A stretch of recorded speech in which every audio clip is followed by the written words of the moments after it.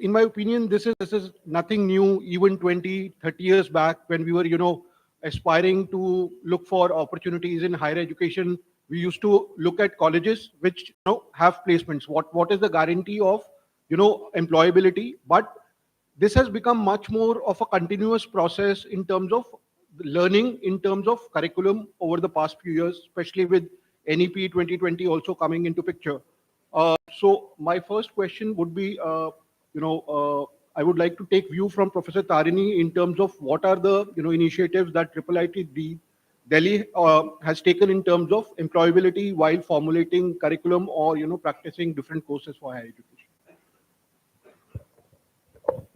Thank you, Paragji, for this opportunity to be here. So IIIT Delhi is basically it's a state-owned university. So we are a research-oriented university, technical university.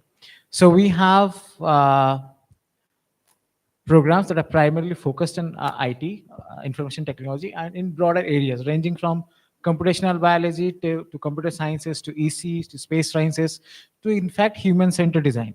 So in terms of the employability, we have dedicated research faculties from international institutes, and we have dedicated internship programs with some of the best known corporate industries like Microsoft, Infosys, Google. And at the same time, besides the normal curriculum, we have specific research outreach programs like, so recently we had a program which was concluded, it was called the Research Innovation and Incubation Showcase, called the RISE. So we have these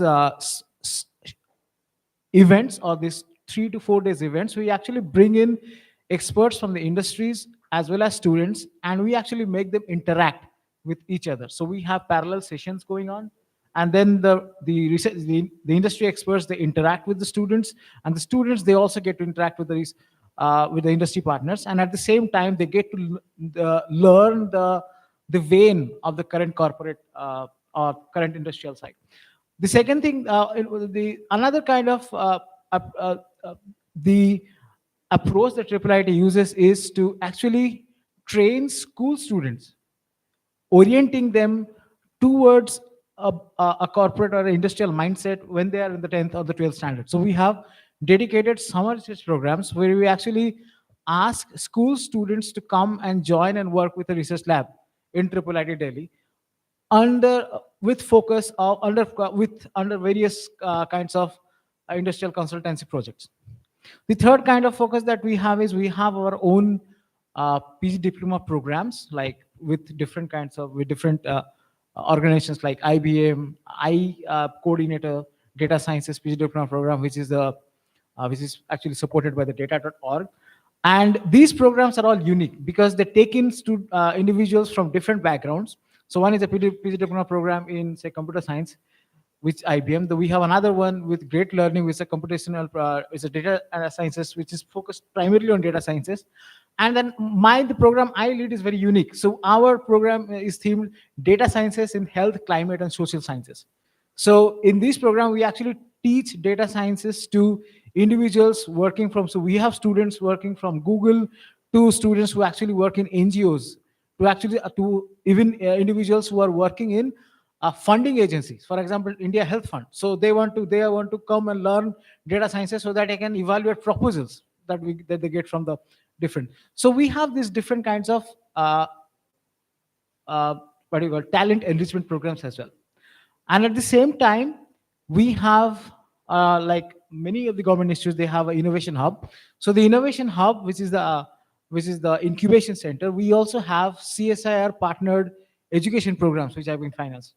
And these are actually, so we have right now a program with Max Healthcare on healthcare entrepreneurship. So these are proposals which are brought by external institutions like Max hospitals, for example, and then we take part in them, we guide them, and we launch these new kinds of programs. So these are the different overviews of whatever educational programs we have in IIIT. That's quite interesting, Professor Tarini. That's good to know. I think eminent institutions like IIIT, IITs, and other central universities have been focusing a lot. But my question would also be for the country at large. While we talk on this topic of higher education focus on employability. There are thousands, probably lakh of engineers or other disciplines which pass out every year. And are they, it's not only about placements, but are they really job ready? Are they going to be productive after only a month or two in the organization? So I would, and what could be the steps that institutions at large could also take? So, anyone would like to take this question, please?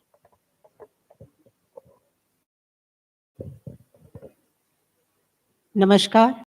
I am Professor Mamta Sharma from Aditi Mahavidyalaya, a constituent college of University of Delhi. This is the second batch of NEP that is being run in the university colleges, and there are many things which are embedded in the curriculum also, like the soft skill learning. First year student starts learning through the skill development courses these communication, how to prepare for the interviews, etc. Then for different job fairs are organized because career services are also provided, where we have the interaction with the industry people. We are into collaboration with Bhavana Industrial Chamber, where the placement internships are offered to the students. Then, apart from this, the students are having the value added courses also, which are there in the curriculum, and internships are there. A very unique feature, which surely will unfold with the passage of time, is the undergraduate research.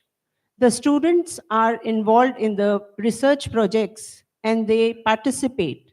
Prior to NEP, also in our college, we encouraged the culture of research where the students were involved in college funded research projects. And apart from that, we have organizations like TIS, Tata Institute of Social Sciences. There we have research projects in the college where we have the AIDS control and the tuberculosis control. So all these opportunities are given to the students to prepare them for the future life. That's what I want to add. Yes, so I'm Shipra Goyal. I have the privilege of seeing both sides, from the academia side and from the industry side. So I've taught for a decade and I've also worked in the corporate for a decade. Now, my observations while being part of the corporate setup were that there is, from day one, the corporate expects the talent pool to be job ready because industry is profit driven, right? They just focus on productivity. They focus on growth. They want the student to start contributing towards, the what the higher purpose of the organization, which is profits always, from day one or maybe within a week or something. However, the university is still, I would say, I mean, of course, IIT Delhi is the benchmark for, whatever the university is doing right. But then majority of the universities, because I will not name the university, of course. So I've been part of many universities in the higher education sector, teaching strategy and entrepreneurship. And I felt that the academia seriously has a lot of gaps in the curriculum. I was myself teaching a course which was called industry-led curriculum. So we used to get in touch with the corporate, get the syllabus, reviewed by the corporate, include all the latest technologies, trends, best practices into the curriculum, and still the students were not happy with us. And we were like, we are doing every bit we can as higher education, what as faculty, as program directors, what else can we add? So what we did some brainstorming, and we realized that outside India, what is happening is that the students are not finishing their course in one go. What they are doing that after every work term, there is a hands-on experience, training, or let's say there is an internship, and it's called a co-op program. So this co-op program is very prevalent in US and Canada, and of course in UK also.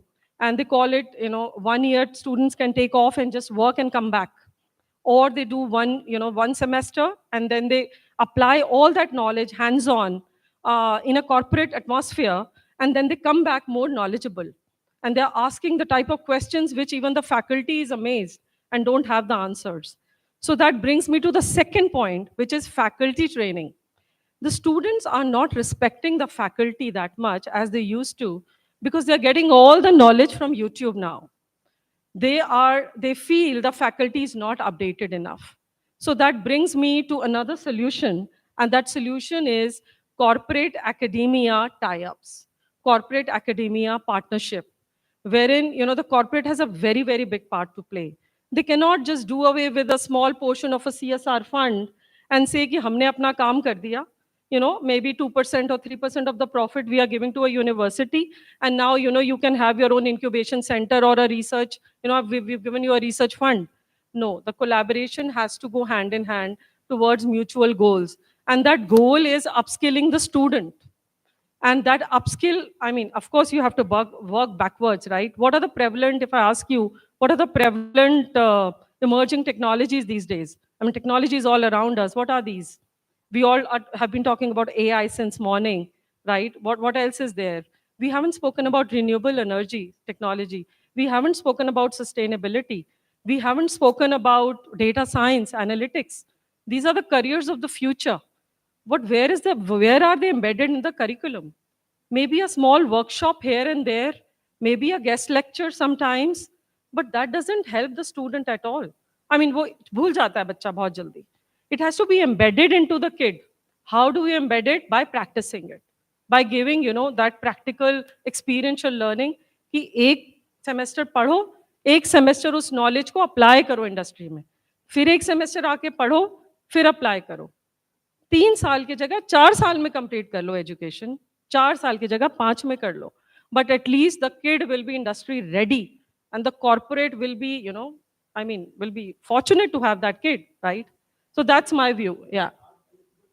Is an institution actually practicing it in terms of, adding that 1 year extra? Yeah. So in India, I'm not sure, but I know of Infosys. They have a Campus Connect program wherein they invest a lot of funds in research and in helping the kids become employable. Then IIT Madras is doing. They have a research park wherein they do collaborative research. Another point that I don't know if I should be sharing now or maybe later, uh, the research, universities are doing research. They're doing great research, but they're not commercializing it. वो research ऐसी की ऐसी ही पड़ी रह जाती है. It gets published in a few papers sometimes. Who is reading it? Nobody is reading it. Please, the corporate has to commercialize that research. उसके IPs लो, उसकी licensing निकालो, उसके rights, whatever you call them, patents low. And then, the kid will benefit. Take it in the name of the student who has contributed. It will add so much value to the kid's career later on. वो एक paper लिख के वो कहीं publish हो गया है किसी स्कोपस, ठीक है, it's a very reputed journal. Who is reading it? Nobody is reading it. Is it adding any value to the society? Being a academician, I don't think I've added any value by writing a paper. The research has to be robust, of cutting edge technology, contributing towards the economy, and only a corporate can make a difference here. With their, they can give access to their resources, with their funding, with their mentoring support. So corporate का तो बहुत ही बड़ा हाथ है. Corporate thinks कि they are doing a favor to the university. No, the university is doing them a favor by giving them a job ready, candidate. So sorry to be taking so much time, So thanks but for I'm extremely passionate about this topic. Yeah. Yeah. Yeah.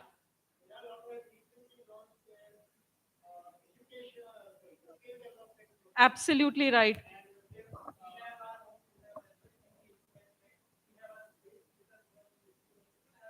And you're training the faculty as well?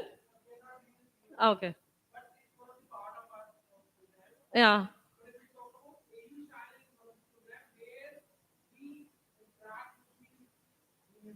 Okay. Awesome. Definitely they are working, but there is a need for more collaboration, I feel. Yes, yes, honesty is most appreciated. Yeah, right.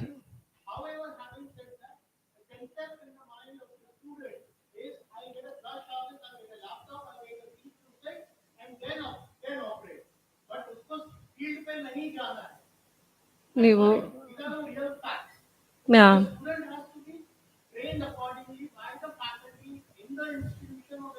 I think that fancy image of a career, it has to be, the ground reality has to be shown at a very, yeah, yeah, yeah, yeah.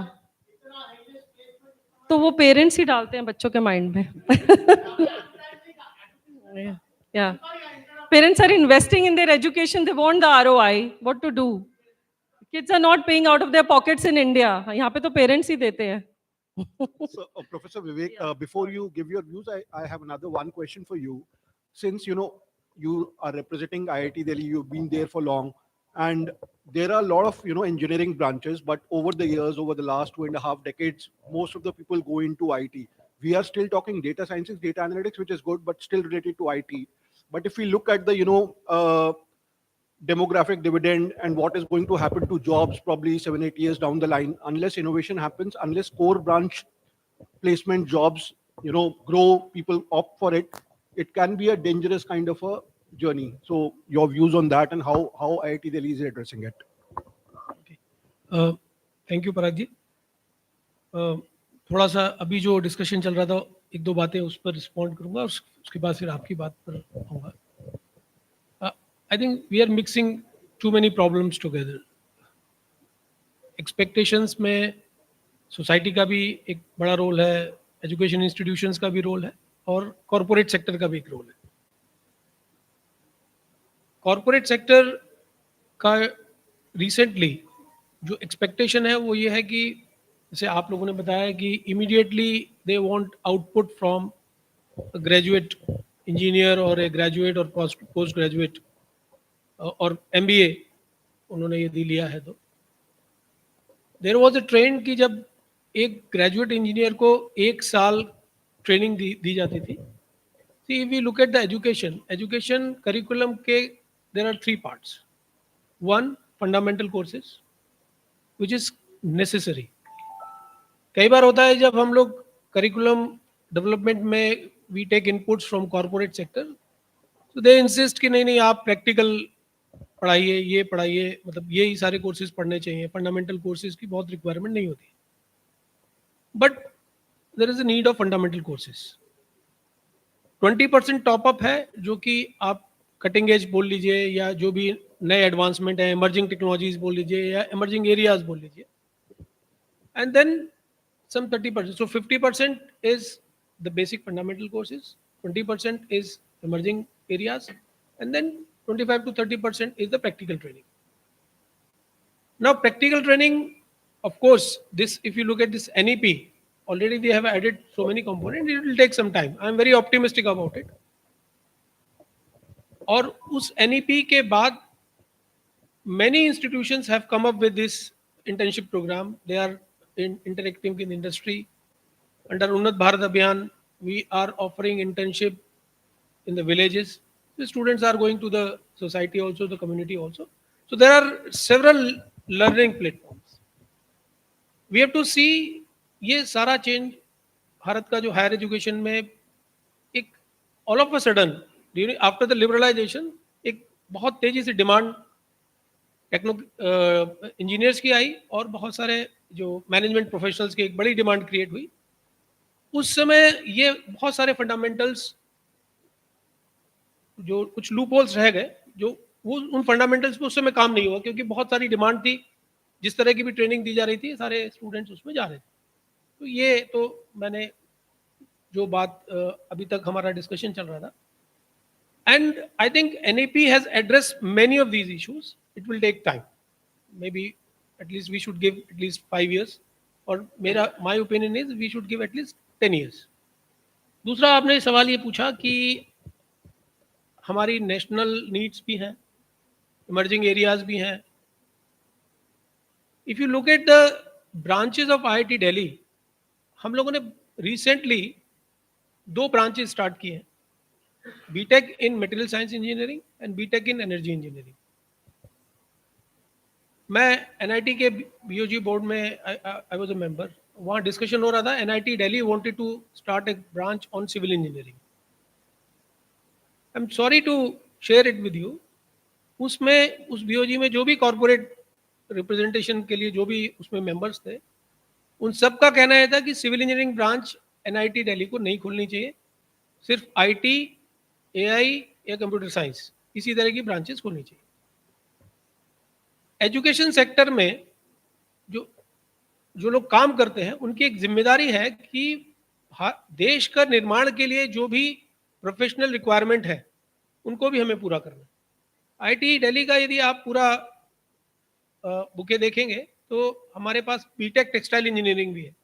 अभी एक प्रश्न हो सकता है कि BTech textile engineering के students, कितने students वो टेक्सटाइल इंडस्ट्री में जा रहे हैं या आईटी इंडस्ट्री में जा रहे हैं, वो एक बिल्कुल डिफरेंट इशू है। यदि कोई स्टूडेंट जो बीटेक टेक्सटाइल इंजीनियरिंग पास कर रहा है और उसने आईटी में स्किल एक्वायर की है या जनरल मैनेजमेंट में स्किल एक्वायर कर ली है, वो फाइनेंशियल कंसल्टेंट बन के आगे जा रहा है, that is a separate issue. But यदि टेक्सटाइल इंडस्ट्री की डिमांड है और टेक्सटाइल इंडस्ट्री और उस स्टूडेंट के बीच में एक सिनर्जी बनती है, तो मेरे पास आईटी दिल्ली के पास ऑफर करने के लिए स्टूडेंट्स हैं, वो प्रोडक्ट है। तो ये एक बैलेंस हम लोगों को रखना पड़ता है, रखना चाहिए, क्योंकि मेरा विचार ये है कि सिविल इंजीनियरिंग कोर ब्रांच की आपने बात की, उसकी हमेशा डिमांड रहेगी, इलेक्ट्रिकल इंजीनियरिंग हमेशा डिमांड रहेगी। मेरा सिर्फ कॉर्पोरेट से ये अनुरोध रहता है कि इमर्जिंग टेक्नोलॉजीज में कई बार ऐसा होता है, इमर्जिंग एरियाज में, हालांकि यदि हम देखेंगे तो बहुत बड़ी संख्या में, बड़ी मात्रा में एफडीपी कोर्सेज हैं।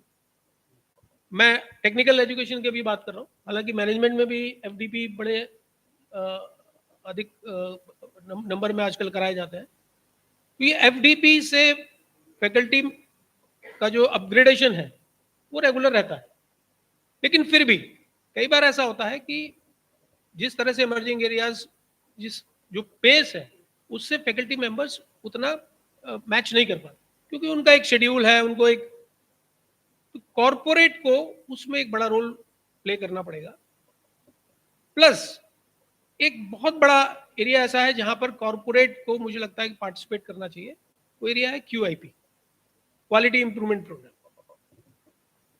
हम लोग जैसे आईआईटी दिल्ली में या और आईआईटीज में भी ये बार बार कोशिश करते हैं कि कॉरपोरेट क्यूआईपी प्रोग्राम में या continuing education programme, CEP programme है, उनमें पार्टिसिपेट करें। उनमें ज़्यादा बड़े कॉरपोरेट्स के लोग आते हैं, लेकिन अभी भी उसमें एक बड़ा गैप है। तो मुझे लगता है कि ये दोनों तरफ से, एजुकेशन इंस्टीट्यूशन प्लस कॉरपोरेट, दोनों को एक साथ मिलकर काम करना पड़ेगा। लास्ट बात में मैं ये ऐड करना चाहता हूँ कि 80s और 90s में एकेडमिया और इंडस्ट्री का एक बड़ा अच्छा, एक बड़ी अच्छी सिनर्जी थी भारत में, वो धीरे धीरे खत्म हुई है। उसका प्रोबेबली रीजन ये है कि आईटी सेक्टर में बहुत डिमांड हुई, तो बाकी कोर ब्रांचेस का, उनका जो कोर इंडस्ट्री थी उससे इंटरेक्शन कम होता चला गया। आई थिंक वो हमें रिवाइव करना चाहिए सारे कोर्सेज में, इंस्टीट्यूट के लेवल पे, और वो नंबर थोड़ा ब्रॉड होना चाहिए। ऐसा नहीं कि एक एडवाइजरी काउंसिल हमने बनाई, एक आईटी दिल्ली की या ट्रिपल आईटी दिल्ली की, उसमें 1 या 2 कॉर्पोरेट रिप्रेजेंटेटिव रख लिए। अक्रॉस द डिसिप्लिन हमें अच्छा रिप्रेजेंटेशन उसमें रखना चाहिए, उनसे कंसल्टेशन, और कॉर्पोरेट को भी ये मानना चाहिए कि कॉर्पोरेट सेक्टर से जो भी सजेशंस आएंगे, जरूरी नहीं है कि वो सारे सजेशंस इंप्लीमेंट हो जाए, ये एक चर्निंग प्रोसेस है। इतना ही मेरे को ऐड करना है। Thank you, Professor Vivek. So my next couple of questions, maybe Professor Prasoon, Professor Lokesh, if you could take up, how important is research-based learning, whether at, graduate level or at MBA level? The next question would be, how important is, developing entrepreneurship among students? I mean, one word, they are essentials. I mean, whatever the way, the pace with which the world is moving, whatever we learn today is becoming obsolete tomorrow. So if we do not do research, we will be ending up. I keep telling my professors that good teaching is today's bread and butter, but good research is tomorrow's bread and butter. We have to ensure that they are relevant tomorrow. How they are relevant tomorrow, they have to be ahead of the curve, not by just knowing. As Dr. Goyal was talking about the kind of quality research which we are doing and where who reads. So I also used to be a strong critic of this, but then I realized that what is the path? Ultimately, we have to walk a path to become a relevant researcher for the society. I have to walk a path which is so tomorrow to take. Not everybody can take a road less traveled. People have to walk a path which is where they can get a lot of assistance, get groomed, become ready, and then they do something which is remarkable and which comes back to the class. So then the second stage which we talk about, the importance of research in teaching, that every research which my faculty is doing must come to the classroom. So how do we bring it? Definitely we cannot bring it in a way the other faculty understands, other researchers understand. But a lot of things which I am doing as a research can come back to my classroom to ensure that. And coming back to enterprise, I say the only thing which keeps moving the whole world is enterprise. A person needs to be enterprising to wherever they are. I mean, a PM also needs to be enterprising. The whole concept of entrepreneurship, see, a lot of dichotomy. See, when you talk about entrepreneurship, we're talking about innovation. You're talking about quality. Quality is a compliance. Innovation is disruption. And you want to bring both of them together. And you are compliant also, and at the same time you are disruptor also. How do you do that? But we must understand that the innovation is tomorrow's quality, and entrepreneurship is much needed. If we create one entrepreneurship in the batch of 360 students, we generate more than 360 employment in a couple of years of time, which coming back to direct and indirect. And doing an entrepreneurship, an enterprise is difficult than doing a service. That's the reason there are less entrepreneurs in the world and more people who are doing service, because very, very difficult to do that. So now coming back, so I'll take an example from higher education point of view. If we embed the spirit of entrepreneurship, not necessarily they need to become an enterprise entrepreneur. Even wherever they are, they would perform 10 times better than their peers and other people, because you need the spirit of entrepreneurship to succeed in life. So in my opinion, research is extremely important, and research should come back to the class, and every student must go through, not for the purpose of tick mark, must go through the process of being an entrepreneur and the process of entrepreneurship. धन्यवाद सभी को। साथियों ने बहुत अच्छा इस पे विवरण करा है। मैं उसमें कुछ पॉइंट्स और ऐड करना चाहूँगा। एक जो विषय बड़ा इम्पोर्टेंट है, वो आपने बात किया एंटरप्रेन्योरशिप को लेके। तो यहाँ पे जैसे एक चर्चा आई थी कि जो मैनेजर बनना चाहता है, जो नौकरी पाना चाह रहा है, उसके पास एक कुशन जॉब वो देख रहा है। तो एंटरप्रेन्योरशिप में भी ये चीज़ देखा गया कि जो भी एंटरप्रेन्योरशिप लेता है, उसके मन में होता है कि यूनिकॉर्न बनने का सपना होता है। तो वो एंटरप्रेन्योरशिप क्यों करना चाह रहा है, वो उसको समझ ही नहीं पाता। पहला विषय तो हमें ये समझना पड़ेगा। दूसरा ये है कि हर इंसान एंटरप्रेन्योर बने, समाज की ज़रूरत है एंटरप्रेन्योर बनना, क्योंकि हर किसी को नौकरी नहीं मिल सकता। ये बात भी सही है। अगर इकोनॉमी को हमने 5 ट्रिलियन 30 ट्रिलियन इकोनॉमी की तरफ ले जाना है, तो हमें इकोनॉमिक वॉरियर्स चाहिए, और वो इकोनॉमिक वॉरियर्स हमारे एंटरप्रेन्योर्स हैं।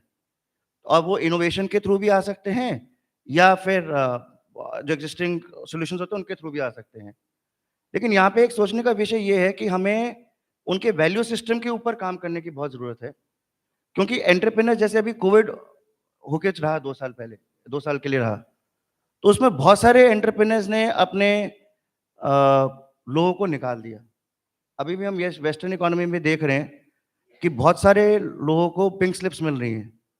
तो ये बहुत ही खतरनाक सिग्नल है।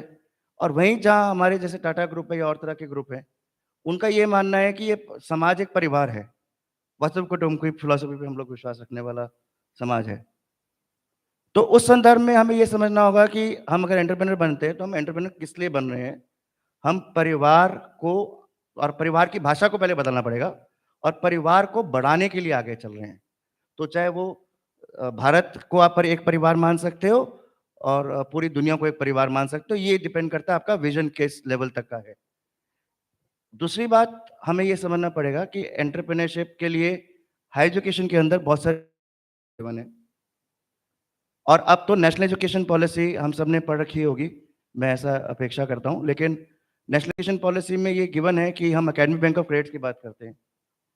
तो यूनिवर्सिटी कैंपसेस में नीति आयोग की तरफ से एक आयाम चलता है, एक सेटअप है जिसको हम अटल इंक्यूबेशन सेंटर के नाम से जानते हैं और एआईसीटी की तरफ से भी एक चलता है एआईसी।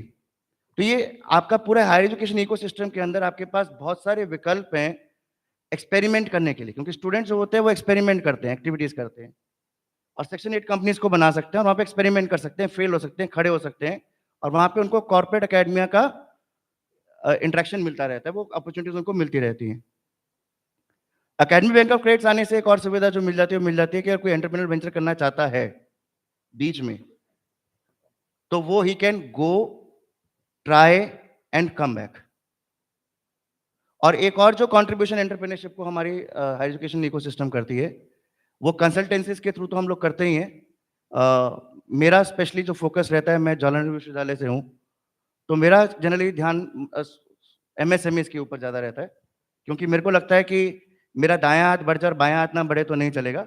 पूरे देश को बढ़ाना है, तो I think that is where employment is और बॉटलनेक्स वहीं पे हैं, शायद उसको क्लियर करने की ज़रूरत है हमें। तो अगर वो हमारा समाज बढ़ता है तो जो हमारे जो एग्जिस्टिंग एंटरप्रेन्योर्स हैं उनको भी इंकरेज करना चाहिए apart from the existing entrepreneurs in the student community.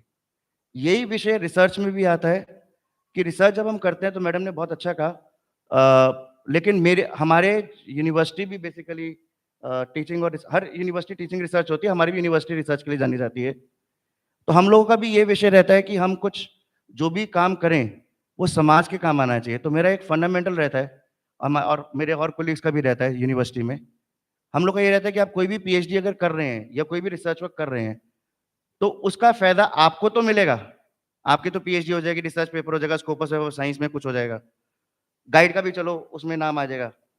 आपका इसमें किसी और स्टेक होल्डर को आइडेंटिफाई कीजिए जिसको फायदा मिले, चाहे वो ब्यूरोक्रेट हो, चाहे पॉलिसी मेकिंग में मदद हो। जैसे मेरा एक पीएचडी स्कॉलर फाइनेंशियल लिटरेसी के ऊपर काम कर रहा है मच बिफोर एनईपी, उसका थीसिस सबमिशन होने वाला है। तो फाइनेंशियल लिटरेसी जो मिनिस्ट्री ऑफ फाइनेंस को कहीं ना कहीं हम पॉलिसी रिकमेंडेशन देने की पोजीशन में आ गए। तो पीएचडी हो जाएगी वो एक है, पब्लिकेशंस हो गई हमारी एबीडीसी में पब्लिकेशंस हो गई, दैट इज सेकेंडरी। मेरे लिए क्रूड ऑयल में say that is diesel, that is not petrol. Main चीज क्या है? मेन चीज क्या है? किसी को फायदा मिला नहीं मिला, समाज को फायदा मिलना चाहिए, तो पॉलिसी को मिले या कॉर्पोरेट को मिले। अभी दूसरा जो मेरा एक स्कॉलर, मैं अपना एग्जांपल शेयर करना चाहूंगा, और का एग्जांपल तो शेयर करना ठीक नहीं रहता है। एक और मेरा स्कॉलर है वो न्यूरो मार्केटिंग के ऊपर काम कर रहा है।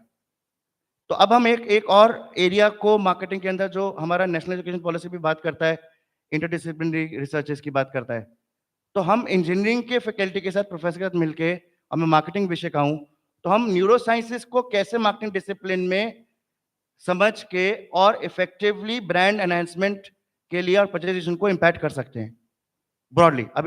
मैंने अभी आपको मैक्रो लेवल पे समझाया, इसमें बहुत सारी चीजें इन्वॉल्व हैं। तो हम इस तरीके से भी कुछ चीजों को एक्सप्लोर कर रहे हैं। तो मुझे लगता है कि ये जो बैरियर्स हैं जो कॉर्पोरेट एकेडमिया में, मेरे को लगता है एक पहला बैरियर तो स्कूल और हायर एजुकेशन में ही बैरियर है, जिसको एनईपी ने ब्रेक करा है।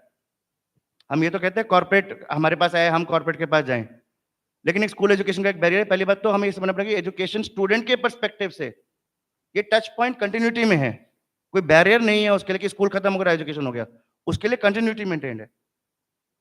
और यही चीज हमें इस बात को समझते हुए इस बात को एड्रेस करना पड़ेगा, और यही चीज इंटरडिसिप्लिनरी जो यूनिवर्सिटी के अंदर या और आईआईटीज हैं या और आईएम्स हैं, और सिर्फ इन्हीं की बात नहीं करते हम, मैं तो कोशिश करके मतलब और भी लोगों से बात करता हूँ, और भी संस्थाओं के अंदर, ऑर्गेनाइजेशंस के अंदर, कि हम हर एक को, जैसे उन्नत भारत अभियान भी हेल्प करता है, तो हम लोग भी और इंस्टीट्यूशंस को हेल्प करते हैं कि हम लोग भी और इंस्टीट्यूशंस के साथ मदद करें, उन भी टीचर्स के साथ कोलैबोरेट करें। Talent can be, enormous talent है हमारे इंडिया के अंदर, भारत के अंदर, उसको बस कैपिटलाइज करने की जरूरत है, रिसर्च को आउटपुट लाने की जरूरत है। और पेटेंट से मैं हल्का सा डिसएग्री करता हूं, वो बात अलग है कि मैंने यूएसएमएस के पेटेंट का कराया था और अब यूनिलीवर के साथ कराने वाला हूँ यूनिवर्सिटी में। लेकिन मेरा पर्सनल ओपिनियन पेटेंट्स को लेकर अलग है, कमर्शियलाइजेशन को लेकर अलग है, क्योंकि मेरा ओपिनियन ये है कि हमारी भारतीय संस्कृति में हमने भी कभी भी कमर्शियलाइजेशन की तरफ ध्यान नहीं दिया है। हमने जो भी करा है समाज की सेवा के लिए करा है, हमने हल्दी का करा या कुछ भी करा, वो ठीक है, बाद में डिस्प्यूट पड़ गया तो हमने क्लेम उसको करना पड़ा। लेकिन हमने जो भी चीजें लिखी हैं, जो भी हमारी मनुस्क्रिप्टियां हैं, वो जो भी रिसर्च जो भी हमारे ऋषियों ने करी है, हमारे फादर्स ने करी है, वो समाज की सेवा के लिए करी गई है, ना कि उसको मोनेटाइजेशन के लिए करा गया है। तो इंटेलेक्चुअल प्रॉपर्टी मेरे पर्सनल ओपिनियन से नहीं करना चाहिए, हाँ, लेकिन आप रिसर्च करते रहिए और देश को देते रहिए, समाज को देते रहिए, वो विषय इंपॉर्टेंट है। और टच पॉइंट्स की just to wind up my discussion, हमारे लिए एक चीज और समझनी जरूरी है कि हम रिसर्च जो भी करते हैं, वो रिसर्च के लिए जो टच पॉइंट्स हैं वो सभी स्टेक होल्डर्स के लिए, जैसे टीचर्स का विषय आ रहा था, तो मैं क्योंकि एक फैकल्टी हूँ, और स्टूडेंट भी मानता हूँ, मैं लाइफ लॉन्ग लर्नर भी हूँ, तो हम जब भी एक करते हैं टच पॉइंट्स रिसर्च में, तो इंडस्ट्री से टच में रहते हैं, रिसर्च के ऊपर काम करते हैं, स्टूडेंट्स को भी बहुत सारी अपॉर्चुनिटीज हम लोग प्रोवाइड कराते हैं रिसर्च की। जैसे मैं अभी अपनी क्लास में I am taking a subject called as research, तो मैं उनको एक लाइव प्रोजेक्ट दिया है नॉर्थ ईस्ट का, सेल्फ हेल्प ग्रुप्स का, जो मेरे पास कंसल्टेंसी आया है, and I have done it in the form of competition for them. और वहां से इंडस्ट्री के लोग आएंगे, उनको पता चलेगा, so I am getting experts from food industry also, I am getting experts from the relevant industry also, and getting those people from the self help groups also, ताकि, और बच्चों का क्योंकि क्या होता है, क्रिएटिव माइंडसेट होता है, हमारी पैटर्न थिंकिंग हो जाती है over period of time, unfortunately हम जितना मर्जी कोशिश कर लें उसको ब्रेक नहीं कर पाते, तो वी एम्प्लॉय, तो ये बहुत सारी चीजें हम बच्चों को रिसर्च में इन्वॉल्व कर सकते हैं। केस स्टडीज, मैनेजमेंट डिसिप्लिन से आता हूँ, केस स्टडीज तो हो गया जो हो चुका, मैं बात कर रहा हूँ आज के संदर्भ में क्या आप कर सकते हो। लाइव प्रॉब्लम उनको दो, लाइव प्रॉब्लम वो रिसर्च करें, लाइव प्रॉब्लम में सोल्यूशन लेके आए, तो वो उसमें उनका रिसर्च वगैरह भी इन्वॉल्व रहता है। धन्यवाद। So very useful, nicely put, Professor Lokesh. My another, point is that, for PhD scholars, research comes, they are very motivated for it. But if we look at courses like maybe BBA, BTech, we look at even MBA, coming back to curriculum, how does, research-based learning, not case studies, how does research-based learning with regard to specific life problems and not really probably research of the highest order like PhD, but research based learning would help students becoming more employable, and is it being practiced? I think this practice has already started. Even our national education policy talks about a lot about it, and practice has already started. They are being given assignments which are no research based, so they are being taught the basics of doing research. How do they do research? How do we make a questionnaire? How do we evaluate the questionnaire? How do we compile the data? How do they collate it? What kind of tool they use? And this is being done at, I think, even with undergraduate. And in undergraduate, if you talk about BTech, so they are an experts. They are doing extremely well. They were talking about undergraduates in terms of BBA, BCH, in BCom. Even they are being exposed to various research tools, and then everybody realized that this has become a necessity of the day. It's not that it's no more luxury now.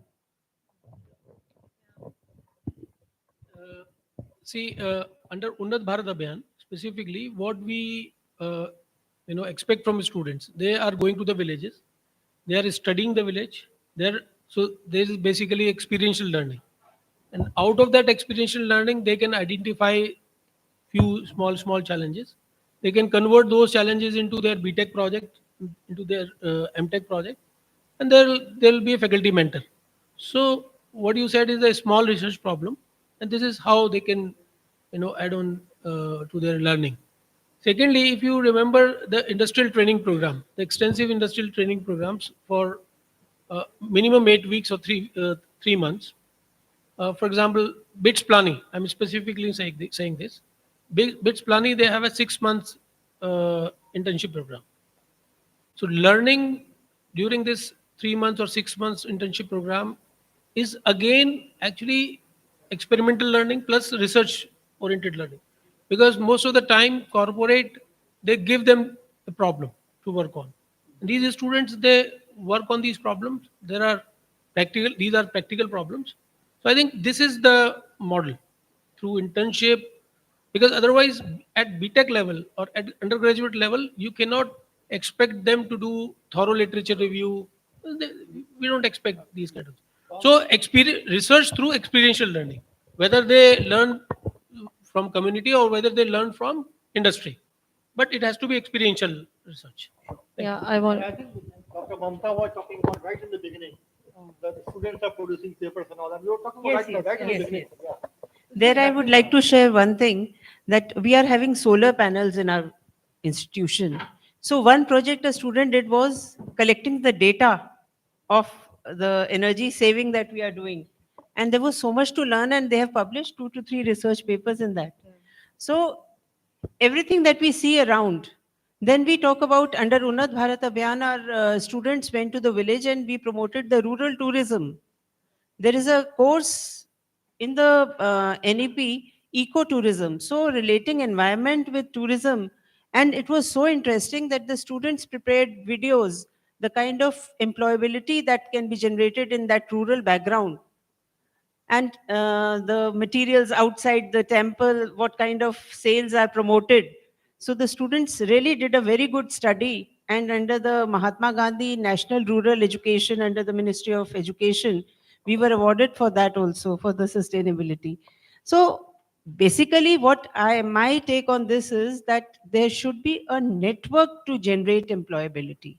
Once a student is prepared, and then they are trained, and then there is a placement. So this is a complete network. And under that this thing, Samarth India, there is a project going on. We have collaborated with that, and we have a career development cell in the college, so where the students are having all these aspects. There is a think lab also, where the ideas are promoted, ideation workshops are conducted. And under the Viksit Bharat, the students, the raw ideas which the students have, they are being promoted. That is what is there. So just one, so we'll wrap it up in 5 minutes. Couple of our panelists have to leave. So just one question from my side, and then probably, we can take your view. So I want to ask from all of you or any one of you that, typically what organizations do, they start preparing 3 years in advance. I was working as a senior manager in one consulting company around 7 years back, and they started training around 300 people in data sciences 7 years back who were not in IT domain also. So I was involved in that. So do academic institutions, whether any course, any branch, look at probably things which are going to happen 2 years ahead, and do probably any specific courses like a ESG sustainability, like a data science or similar stuff. So does such planning exist? Yeah, so if we can step back a little bit and then come to this again. So, like Sir Dr. Prasoon talked about research-based learning happening at the undergraduate level. So I'm saying that since I have the opportunity to interact with the kids who pass out of international schools and they follow international baccalaureate program, that is the IB curriculum. So I can see the differences between CBSE curriculum and IB curriculum. Now, what is happening is, my personal experience, my kid was in CBSE in class 6. Every day he used to come back from school and he used to have a headache. And I asked him, what happened, beta? Kya ho gaya? Mama, mujhe kuch maza nahi aa raha. What is maza? He's like, Mama, koi challenge nahi. So I did some research. I'm sorry to admit, I did some research and I took him out of the CBSE school, and then I got him admitted in an IB international school, because my kid probably wanted that. That was all research-based learning, project-based learning, experiential learning happening at the school level. Now my kid was a different kid altogether. Every day he used to come back happy, shining, sharing his experience. He was learning teamwork, he was learning collaboration, he was learning leadership skills at the school level. We are not waiting for the undergraduate, for the college course to kick in and to teach our kids. Because our kids are very smart. Technology is all around us. Even a 6-year-old can make a mobile functional app nowadays using YouTube or any little bit of guidance. Our kids are very smart. So let us start not underestimate them. So depending on that basis, we have to design the curriculum. तो अभी मैं उस पे आ रही थी कि पहला part curriculum का होता है नॉलेज एंड अंडरस्टैंडिंग. हमारे स्कूल्स और कॉलेजेस अभी के यू पे ही अटके हुए हैं, which is knowledge and understanding. We are telling the theory, the concept, the subject matter. That's the first aspect. Second aspect is application, which is the application to real life scenarios. So like Sir said, तो वो हो रहा है, बहुत अच्छे level पे हो रहा है, but there is still lot of scope where we apply all the knowledge on practical situations, on real life scenarios. Third आता है analysis and evaluation. Now here comes the creativity, here comes entrepreneurial skills, here comes research. So when we go to the third level, which is evaluation and synthesis, यहाँ पे बच्चा क्या कहता है, I know the concept, I know how to apply it, अब मैं इससे difference कैसे ला सकता हूँ अपने आसपास, how I can now use this skill to improve my society, to improve my environment. Here comes research, here comes entrepreneurship. So अगर हम उस लेवल पे बच्चे को ले आए, वो अपने आप ही entrepreneur बन जाएगा. If we, brainstorm and embed all these things in the curriculum, third level अगर हमने achieve कर लिया, why there are so many startups from countries like Germany and Israel and UK and US to begin with. अभी तो India से भी बहुत startups आ गए हैं, क्योंकि हमारे बच्चे बहुत जल्दी सीखते हैं, इंडिया के बच्चे. But हमारा भी फर्ज है, we can, embed all this into the curriculum. And the third aspect अगर हम ले आए, our kids will be ready for job, ready for entrepreneurship, ready to become politicians, ready to make a difference in the society, समाज, सब कुछ हो जाएगा.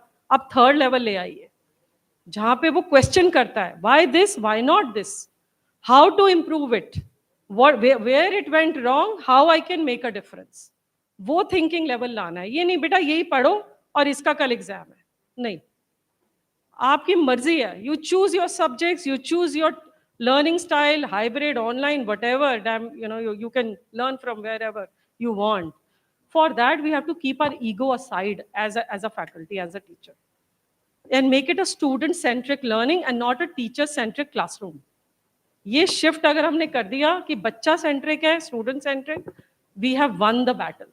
Higher education then will become actually futuristic. Otherwise, it will not become futuristic because we are in the way. हम ही उनके रास्ते में हैं. That's my view. मेरे views थोड़े से ज़्यादा loud होते हैं. Sorry.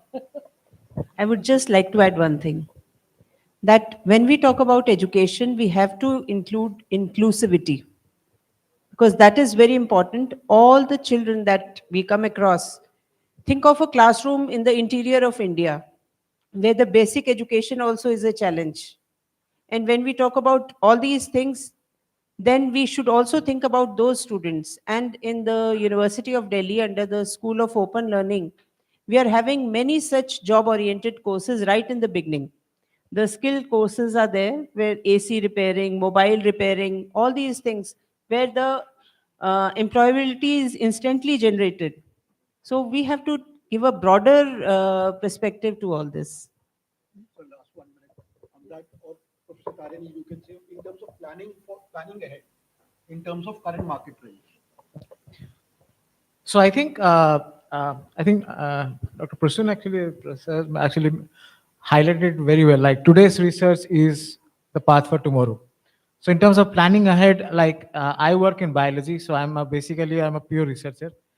And from whatever developments that I have seen in my research career, research is very important because whatever is at bedside today is going to be at your bedside tomorrow. So it is and most of the commercially useful ideas actually come from very low level academic research that goes on in the labs. So it is very important to promote academic research and as a step towards planning for future.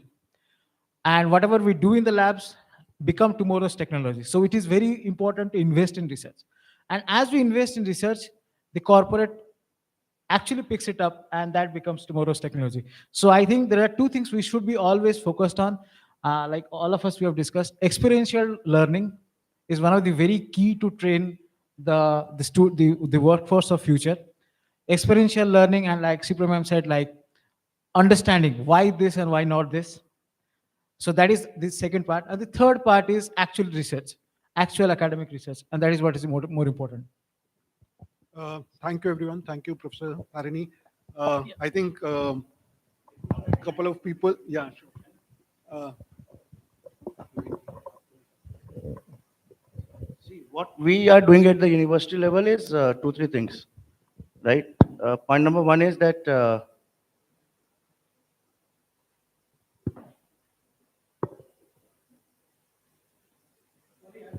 नहीं नहीं, it's okay.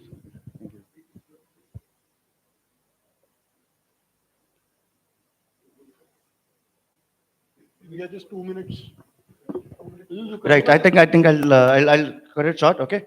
So what we are planning is, for the future purposes, we are doing two things. One is at the university level, and another is at the school level. School is a department in the university's ecosystem. Okay. So we call it school. So at the university level, we are planning to get into e-learning ecosystem, so that and that will be planned along with the edtech companies, and the corporate inputs will be utilized for the decision-making purposes in terms of content and delivery levels. And practitioners will also be involved in the delivery patterns. And second, obviously, is at the school level that we're in the process of revamping our syllabus.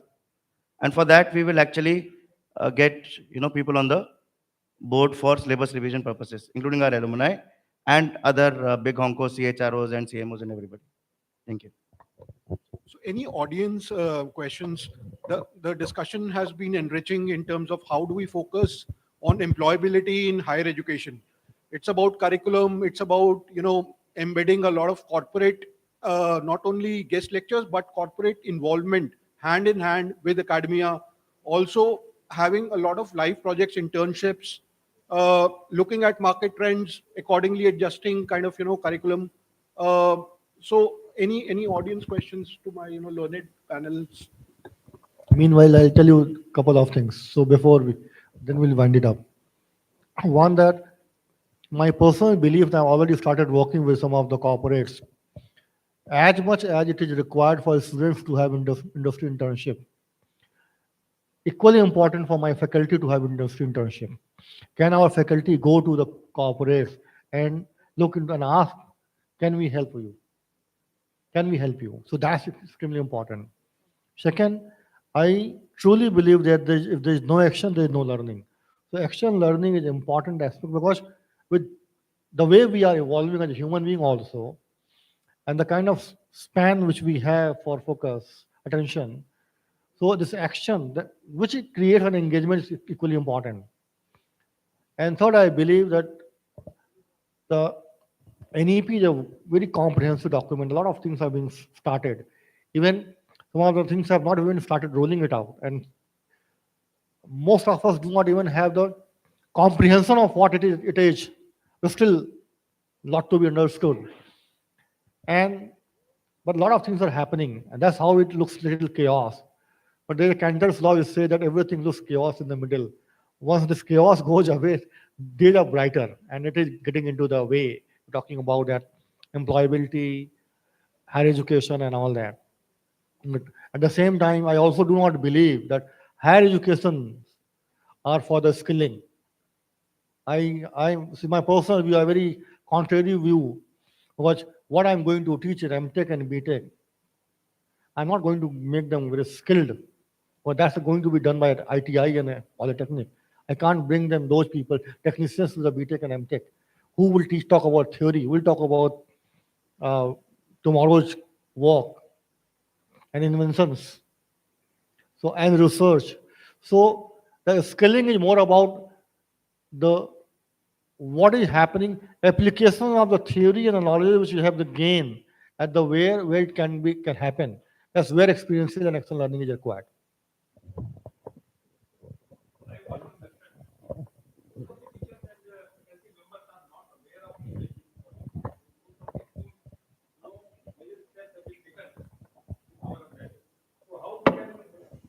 So you said most of the faculty are not aware of?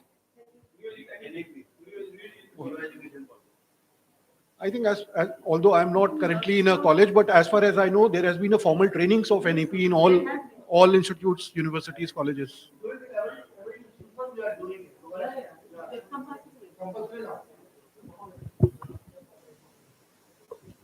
Okay, I think then we come to a close. We'll interact informally. I think Karani also has to leave.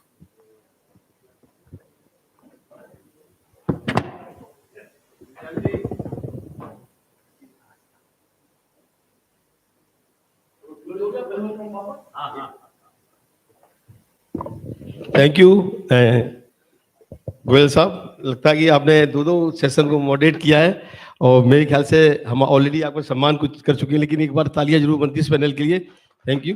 कोई lunch के बाद का जो session होता है बड़ा मार्मिक भी होता है और बड़ा पेनफुल भी होता है, लेकिन स्पीकर ने जिस तरह ये अभी मैं गैदरिंग देख रहा हूँ कि जितनी गैदरिंग है वो अभी भी इंटैक्ट है, तो मुझे लगता है कि ये सबसे बढ़िया लंच के बाद सेशन इतना अच्छा हुआ है कि ये मुझे लगता है कि बहुत बढ़िया रहा होगा। और मैं गोयल साहब का बहुत बहुत आभार व्यक्त करता हूँ। गोयल जी, मैं आपका ऑलरेडी स्वागत कर चुका था। अब मैं चाहूँगा कि हमारे बीच में प्रोफेसर तरीन सिंह घोष साहब हैं, आप आइए, और उनके स्वागत के लिए मैं चाहूंगा पुनीत जी हैं, पुनीत खत जी एडुको वेंचर से, वो आए, उनका स्वागत करें, एक स्मृति चिन्ह देके प्लीज।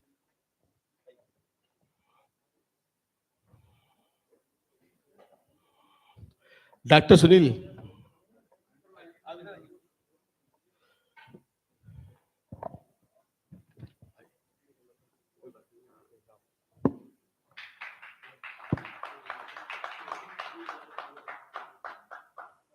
Thank you.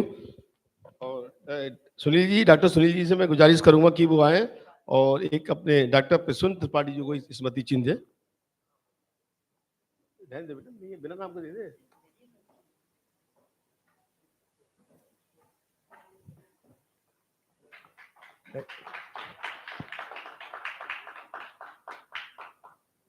मैं गुजारिश करूंगा, निवेदन करूंगा, मुरली जी कहाँ है हमारे, चले गए क्या? कोई बात नहीं। अमित चोपड़ा जी एयरटेल से आप आए, और लोकेश जिंदल जी का आप स्वागत करें। लोकेश जिंदल जी, आइए लोकेश जी।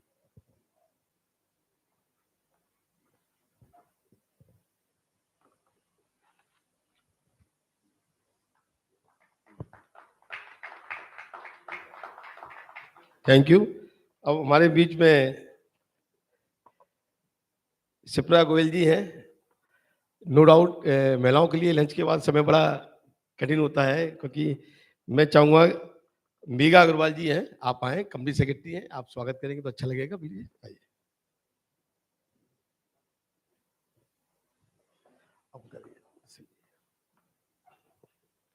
शिप्रा जी को हमने कल ही याद किया था।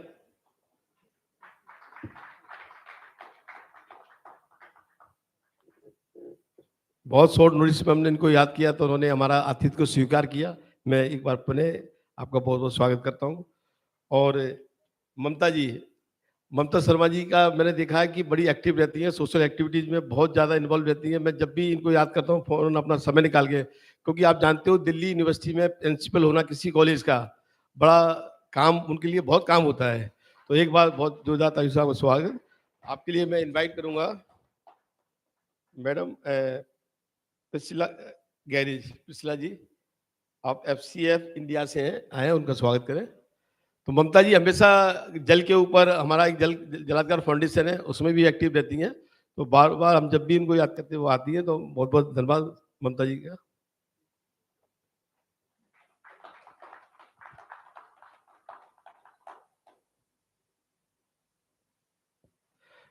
Thank you. मैं चाहूंगा एक ग्रुप फोटो के लिए सब लोग इधर मंच पर आए। अरे अब एक ग्रुप फोटो के लिए सभी आए हैं, और इसमें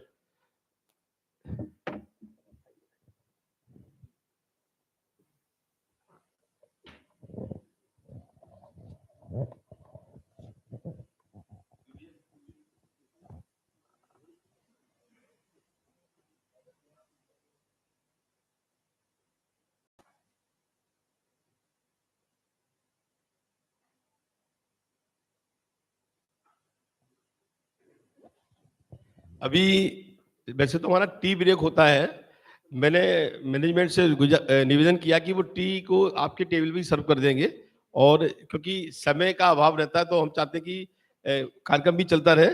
अगले कार्यक्रम के लिए जो हमारा अगला सेशन है, पैनल डिस्कशन है, उसको आंचल मैडम जी है, हाँ, वो मॉडरेट करेंगे। आई विल इनवाइट कि वो आए। आगे का वो सेशन जो है, वो सेशन बड़ा इंटरेस्टिंग सेशन है, क्योंकि आप कितना भी काम कर लें, बिना लक्ष्मी के कुछ सब कुछ बेकार हो जाता है। तो इस सब पूरे कार्यक्रम में अभी तक आपने सुना है, लेकिन सब कह के चले गए कि ग्राउंड होना चाहिए, स्पोर्ट्स एक्टिविटी चाहिए, फिर लक्ष्मी कहाँ से आए। वो इस सेशन में आपको पता लगेगा कि ये लक्ष्मी कहाँ से मिलेगी, कैसे मिलेगी। इसके लिए मैं आंचल जी को इनवाइट करता हूँ, वो मॉडरेट करेंगे। आइए, आप मंच पे आइए प्लीज। और साथ में हमारे जो अध्यक्ष हैं, जो बीपी मावर जी हैं, आप डायरेक्टर रहे ओएनजीसी में, थोड़ा तालियां बज जाएंगे तो थोड़ा आपको भी आनंद आएगा। तो मावर जी से मैं गुजारिश करूंगा कि इस सेशन को चेयर करें आप, तो ज्यादा अच्छा रहेगा, क्योंकि आपका बड़ा अनुभव रहा है। जब ओएनजीसी में आप डायरेक्टर थे, तो मेरा भी बड़ा एक्सपीरियंस के साथ शेयर करता हूं कि मुझे फंड की जरूरत थी, कहीं से हो नहीं पा रहा था, तो इन्हें इमीडिएटली बोले 5 लाख तो मैं भी कर सकता हूँ, 25 लाख के लिए बोर्ड में जाना पड़ेगा। तो इस तरह की इन्होंने हेल्प करी, तो ये कुबेर का कहते हैं, कुबेर पे नजर रखते हैं। तो मुझे लगता है आप चेयर, इस सेशन को चेयर करेंगे। और साथ में आपके हैं पिरुन कांत जी, आप भी ईस्टर्न कोलफील्ड में डायरेक्टर रहे हैं, और आप अभी सीएसआर कमेटी एकल विद्यालय के आप चेयरमैन हैं। साथ ही जो विद्या भारती के स्कूल्स हैं उसके भी दिल्ली के अध्यक्ष हैं। मैं चाहूंगा कि आप मंच में आए। बुला देता हूँ। अच्छा, आपके पास है? चलो, एनीवे, फिर आप देखिए। चलिए, thank you. Thank you so much sir. हाँ जी, thank you.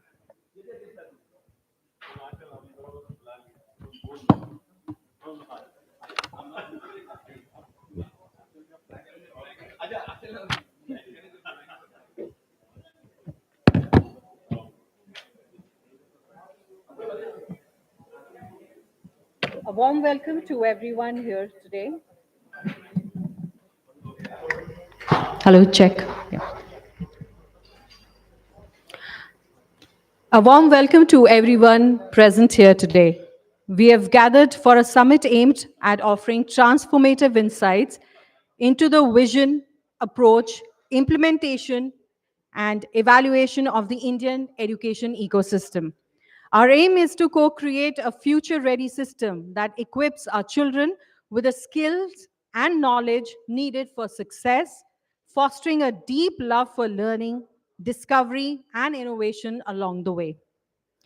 Since the amendment to the Companies Act in April 2014, India became the pioneering country to enforce corporate social responsibility, birthing a 26,000 crore industry. According to the Ministry of Corporate Affairs, the education sector received a significant portion of CSR funds exceeding 7,000 crore in the 2019-20 fiscal year. Despite the pandemic redirecting spending towards healthcare, education still commands over 6,000 crore in funding.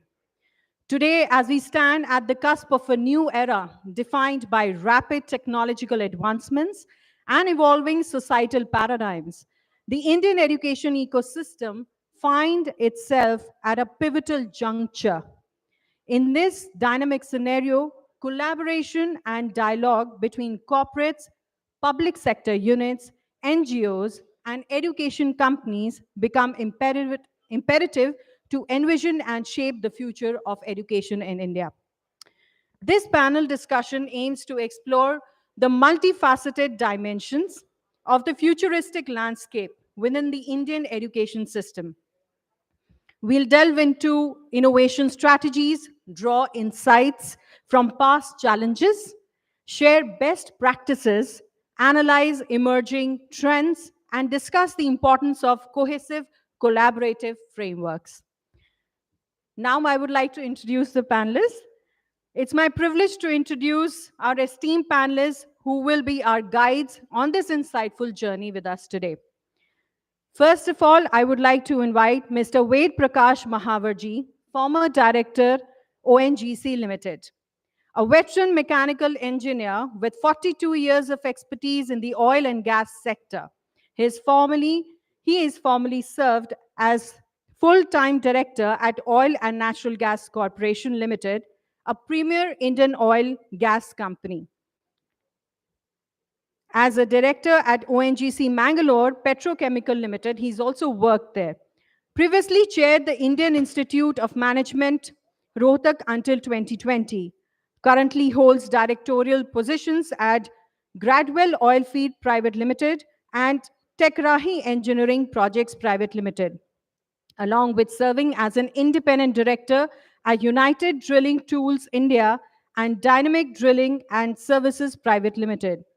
Additionally, Ved Prakash ji holds leadership roles as president of CSR Research Foundation Delhi and SHESPRO, Society of Health, Safety, Environment and Sustainability Professionals, actively contributing to social and environmental causes. Not only this, he also serves as an advisor to Green Tech Foundation India and engages in various social initiatives for community welfare and environmental conservation. Let us give him a warm round of applause as he takes the stage. Thank you. Up upon next is, I would like to invite CA Praveen Kanji, former President, Ekal Vidyalay. Mr. Praveen Kanji, a distinguished chartered accountant since 1976, excels in statutory audit, internal audit, project financing, and tax matters for both public and private sector giants. Notably, he served as an independent director at Eastern Coal Fields Limited, subsidiary of Coal India Limited. Following the Harshad Mehta scam in 1992, as we all know, that big scam. So he was appointed as a special auditor for the National Housing Bank, playing a pivotal role in its recovery. With substantial experience in financial markets as an investor and share broker, he also actively contributes to various NGOs focused on education and social welfare. He presides over Vidya Bharati, Delhi, managing 45 schools, and serves as president of Mahadhav Shrishti Nyas, offering free coaching to underprivileged candidates for civil services exams. Additionally, he leads Sanskriti Bharat Trust, promoting Sanskrit language education through diverse courses. Let's give him a big hand for his contribution. Next, I would like to call upon Mr. Bhupender Khanna ji, CSR Head, AU Foundation, AU Small Finance Bank. As lead technical skills at AU Foundation, CSR Department of AU Small Finance Bank, Mr. Khanna excels in training, technical skills management, and team leadership. With over 400 certifications from renowned institutions such as World Bank, Asian Development Bank, and various IIMs, as well as CFI, Google Skills Shop, and LinkedIn, he is dedicated to innovative solutions.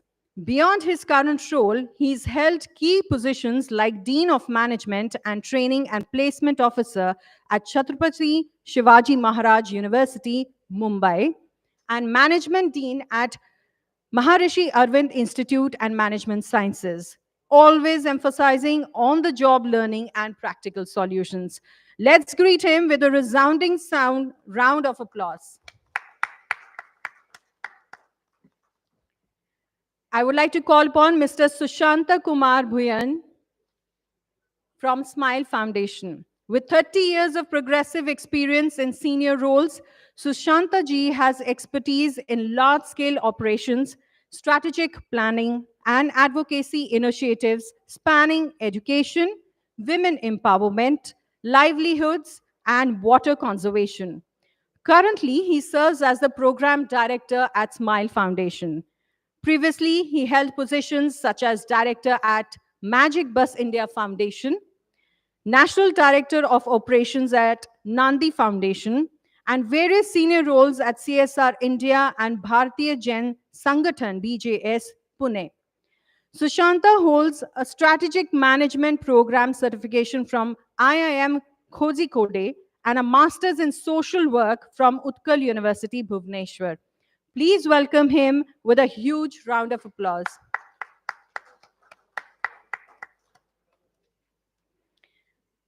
Last but not the least, I would like to call upon CA Kamesh Kant Acharya ji, Independent Director on the Board of Coal India Limited.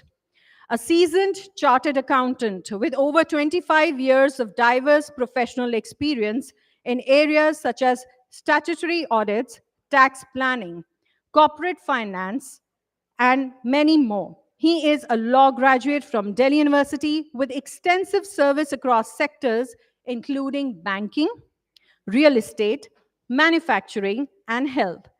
Demonstrated expertise in audits for major banks and corporations. Former member of Taxation and Professional Development Committees at the Northern India Region Council of the Institute of Chartered Accountants of India. Active involvement in education and examination departments of professional institutes. Additionally, engaged as a social activist and a member of the Vigilance Committee Circle 58, Department of Food Supplies and Consumer Affairs, Government of NCT of Delhi. Let's give him a round of applause as he joins us. Thank you so much, everyone, for being here with us. So, welcome everyone to this forum dedicated to discussing one of the most crucial developmental issues for any nation: education. Education for all. I am pleased to declare this forum officially open. If time permits, we will also open the floor for audience interaction, or if you would like to do it in between also, you're welcome for that. Yeah. And with our esteemed panelists. So let's begin.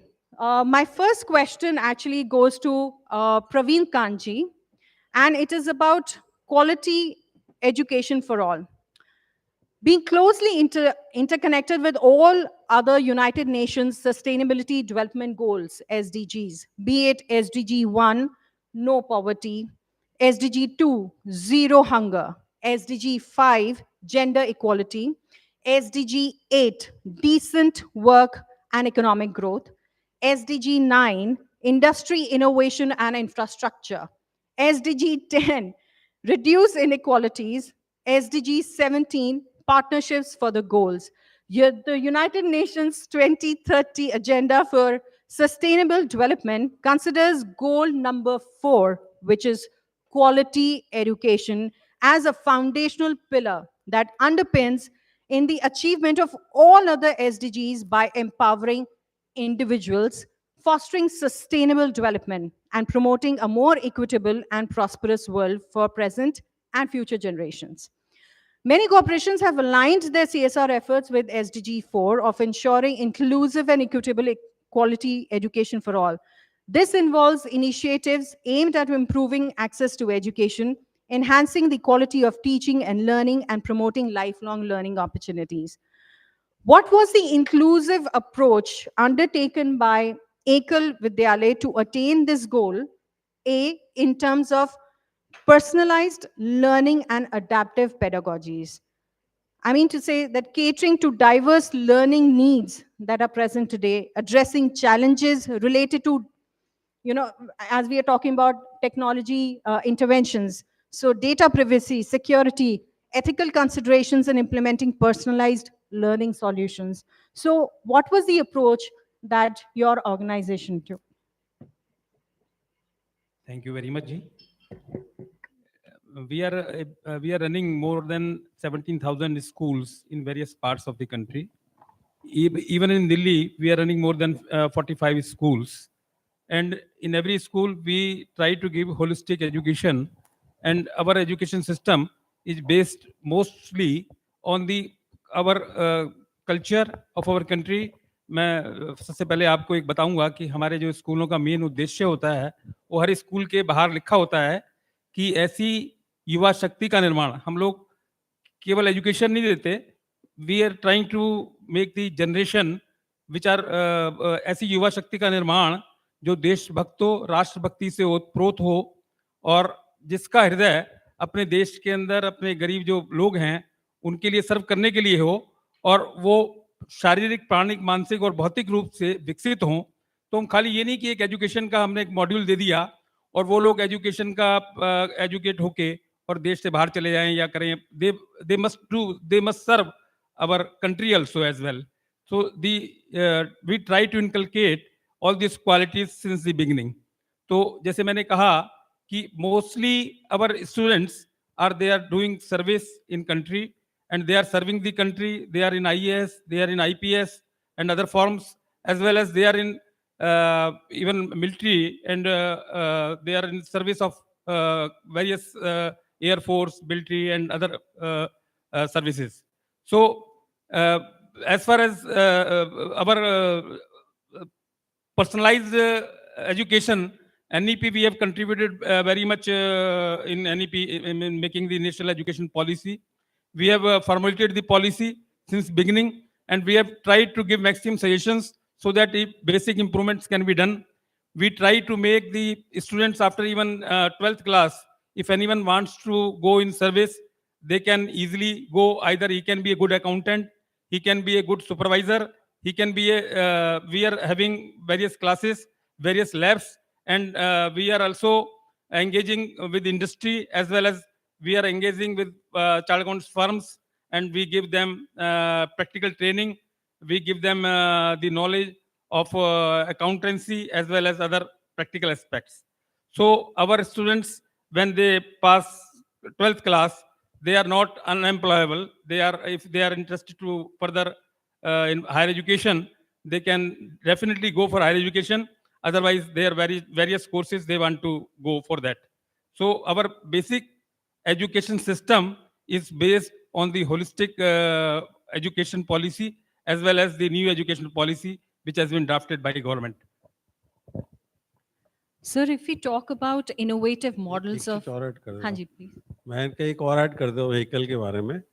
If you see in the India, we have more than 6 lakhs villages, and almost 1 lakh schools are run by ECAL alone. I think our target is how we can reach to all the 6 lakh schools, villages, to target that audience. That is the one big thing that ECAL is doing, I think.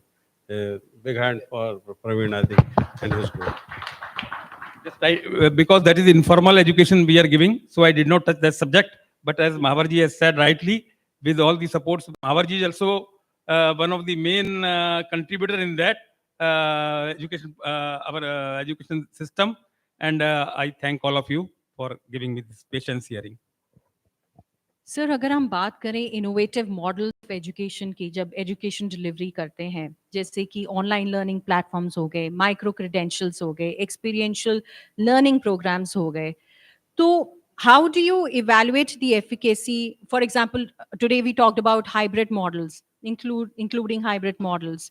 So they are enhancing learning outcomes, including student engagement. So how do you see your organization has implemented such a strategy or an approach? We are implementing, definitely we are doing them practical knowledge, as well as I already told, we are giving them industrial backup also. We have tied up with some industries. We give them the choice, because there are many courses, more than 250 courses, skill education based training that we give, and as per their choices, we give them practical training, and we send them to various our associates who are industries, who are institutions, who are also basic training, skill training institutes. I also add, because Ekal Vidyalaya is run with the very nominal charges. For one school, the donation is only 22,000. So you can see 1 year you are running a school with 22,000. That is one thing. And as he has said, what we are trying in the Ekal, that nowadays we started distributing the tabs to them. And with that tab, when we give it to them, they are so happy and they can see the world within them, or in front of them, you can say. So they are so happy. वो जो बच्चे हैं इतना खुश हो जाते हैं, अगर एकदम रिमोट विलेज में, बारामूरा जैसी इलाका है जो मैं आई वेंट देयर, जब हम वहाँ पे देखते हैं वो बच्चे को जब टैब दिया जाता है और उसको देखता है, तो जो खुशी उसके आंखों में आती है, जो वो आप you can not imagine that, and जो लर्निंग उनसे उनको हो रही है, आई think that is great the एकल विद्यालय is doing. So Shanta ji, would you like to give your input?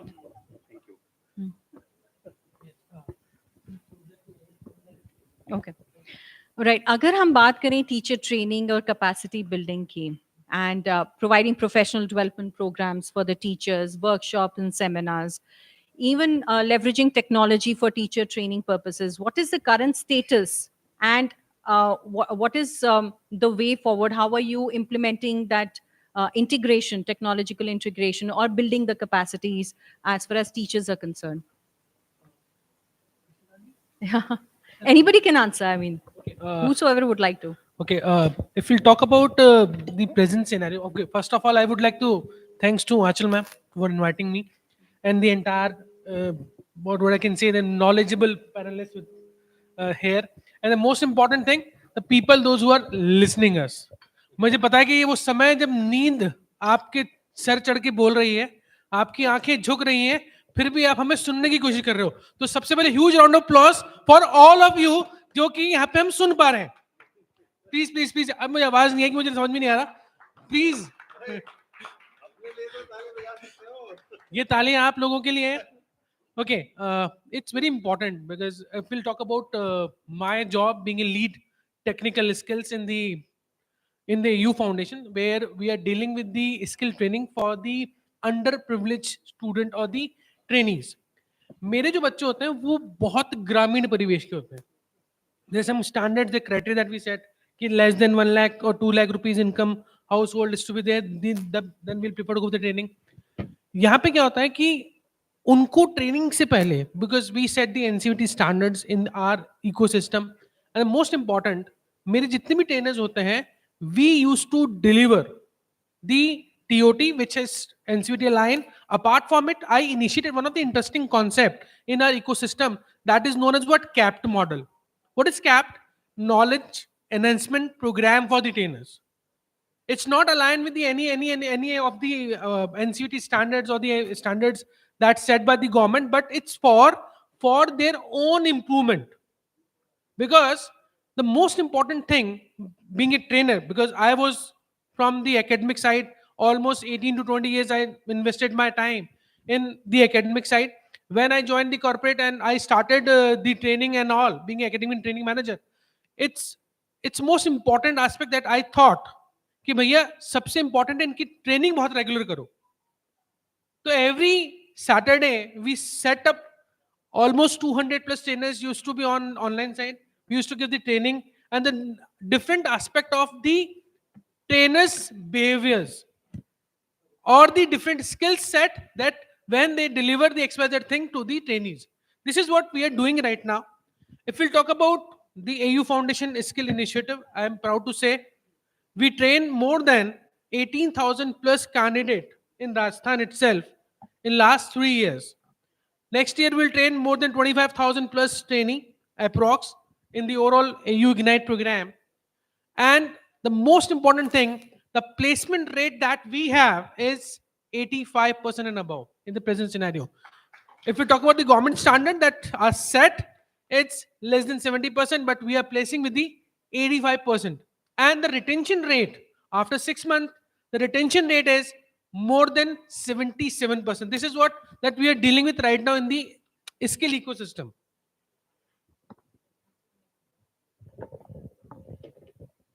All right, moving forward.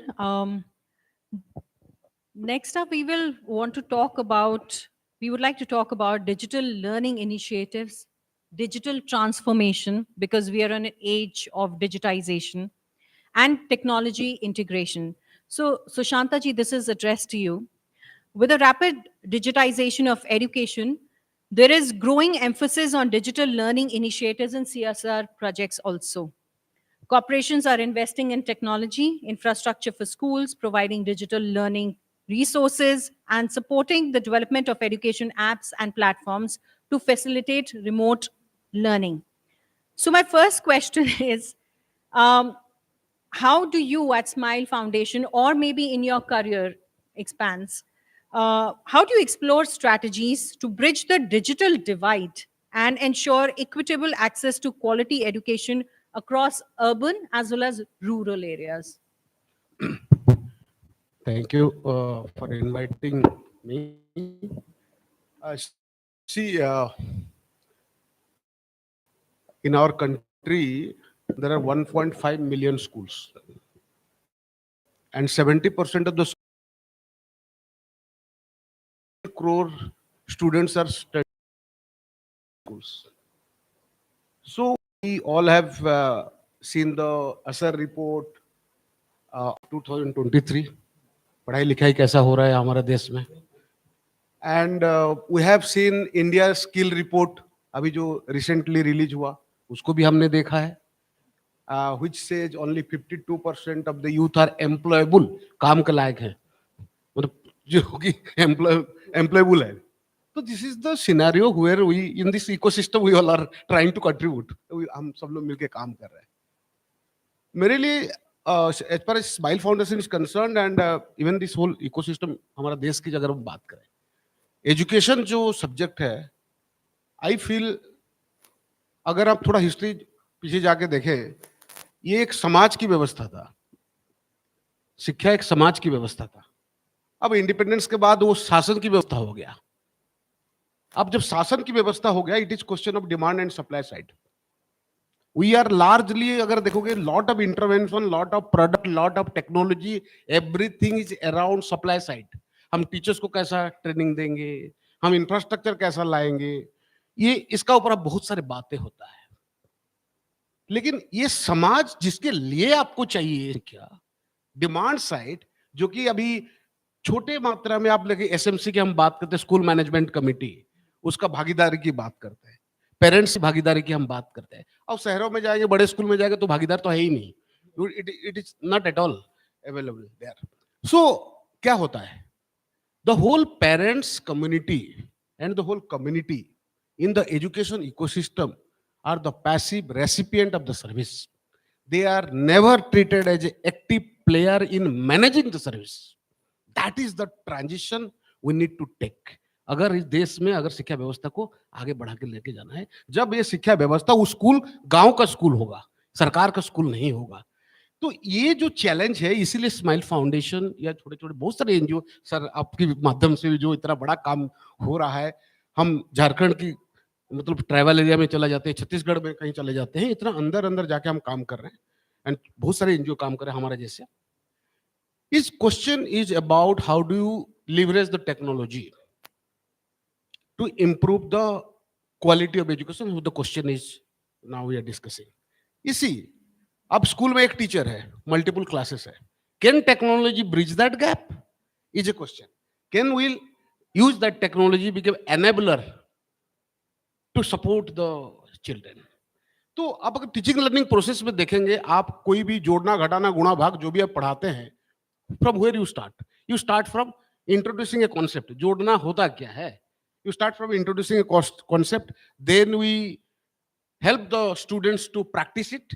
Then you ask the student to after practice you evaluate whether she or he has learned, and after if you find that she has not learned, तो आप remediation में चले जाते हो, remedial support देते हो, फिर दोबारा चलो, दोबारा इसको सिखाया जाए. So these are 4 steps. So I feel technology can play a very very important role in each of the stage. Suppose एक स्कूल है, छोटा सा स्कूल है, रूरल एरिया में है, because you have to take the case of a very difficult situation, then only our product will be most between everywhere. So in that kind of scenario, one teacher, there are 60-70 children or 100 children, and one teacher is there. Can technology having a smart panel in the school, and can the teacher being trained so that she can use that technology to introduce a concept. Usually the concept कभी भी सिखाते, जोड़ सिखाना अगर देखेंगे, हम लोग सब लोग सीख के आए, जोड़ मतलब 2 और 2 4 होता है, लेकिन कॉन्सेप्ट को कोई नहीं सिखाते हम. तो usually in education the concept start from abstract to concrete. अब जोड़ना 2 2 4 होता है बताते हैं, फिर जाके बोलते हैं बेटा कुछ सामान ले आओ, उसको जोड़ दो. तो then it's reinternalise. So the point I want to make is we have utilized this the technology. We have installed the interactive panel schools. We have trained the teacher in those scenarios where the teachers can use to introduce the concept, use that panel for practicing the students, and also assess the student on learning or not. The point here is digital mode is certainly essential. However, the human touch must not be missed. So this whole hybrid nature of education is something we must promote, and the CSR must come. I must also say that education needs bit of a longer period of intervention. आप CSR में आजकल नियम की वजह से हम 1 साल का ज्यादातर हम सपोर्ट करते हैं. और एजुकेशन एक साल में बड़ा डिफिकल्ट होता है कुछ परिवर्तन को लाके दिखाना, एक्सेप्ट मैं टीवी पैनल दिखा दूं या कुछ इंफ्रास्ट्रक्चर दिखा दूं तो वो कर सकता हूं, लेकिन बच्चों में बदलाव के लिए my request and sincere request is, अगर एक साल का भी नियम बोलता है आप उसको जारी करो, रिन्यू करो, और एटलीस्ट 2-3 साल आप सपोर्ट कीजिए। मैं एक्चुअली इसी पे ही आने वाली थी इसके बाद, sustainability, that's, which is yeah. Thank you. very very critical. But मैं उससे पहले एक क्वेश्चन पूछना चाहूंगी and it is open for all. यहाँ हम बात कर रहे हैं the challenges, real time challenges जो हम फेस कर रहे हैं इंडिया में, डिजिटल डिवाइड किया अभी.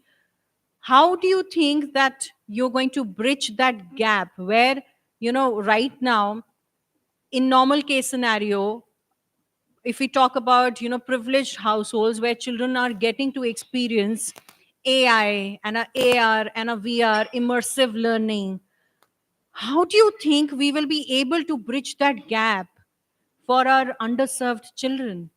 कैसे करेंगे वो? What is the strategy for it? For the sample perspective, we started this. If we'll talk about our entire AU Ignite or the skill initiative that we have, is based on the hub and spoke model.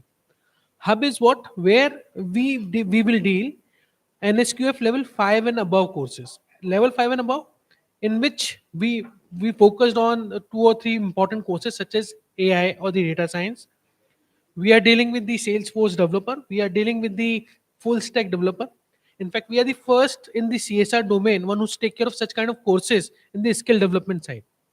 So what I did, we discuss more than 100 plus professors, 40 plus IT professionals, and almost 30 plus HR professionals. After discussion with them, I identify these 3 courses. Then we successfully implement in that hub centers in the Jaipur, and where we tie up with more than 100 plus colleges where we find on the basis of the quizathon underprivileged student, and we train them these 3 courses: AI, data science, and all. Now, I just comes to your question now. How is possible? I'm not denying it's a very tedious task, but yes, together we can. Whatever we can do together, mythology can adopt. वो एक बचपन में हम जब छोटे थे एक आता दूरदर्शन पे एक चिड़िया अनेक चिड़िया, तो सर को तो बहुत ज्यादा पता होगा है, तो उसमें वो चिड़िया जब इकट्ठी होती तो वो लेके उड़ जाती थी. तो ये सब कुछ तभी हो सकता है, जाल से हम तभी निकल सकते हैं बेरोजगारी वाले से, जब हम सब मिलके प्रयास करेंगे. जब तक प्रयास नहीं करेंगे तो कुछ नहीं होगा. तो हमने शुरू किया, हम चाहते हैं आप जैसे लोग भी हमसे जुड़े, एंड ऑब्वियसली ये मॉडल जो हमने बनाया है, बिकॉज अभी बात जब टेक्नोलॉजिकल साइड आती है तो it's very interesting model that we added, because early in the morning Ashok sir says ki what the methodology, so we started the physical model in our skill training. Physical is very new in this domain. Either the online is to be there or the offline is to be there.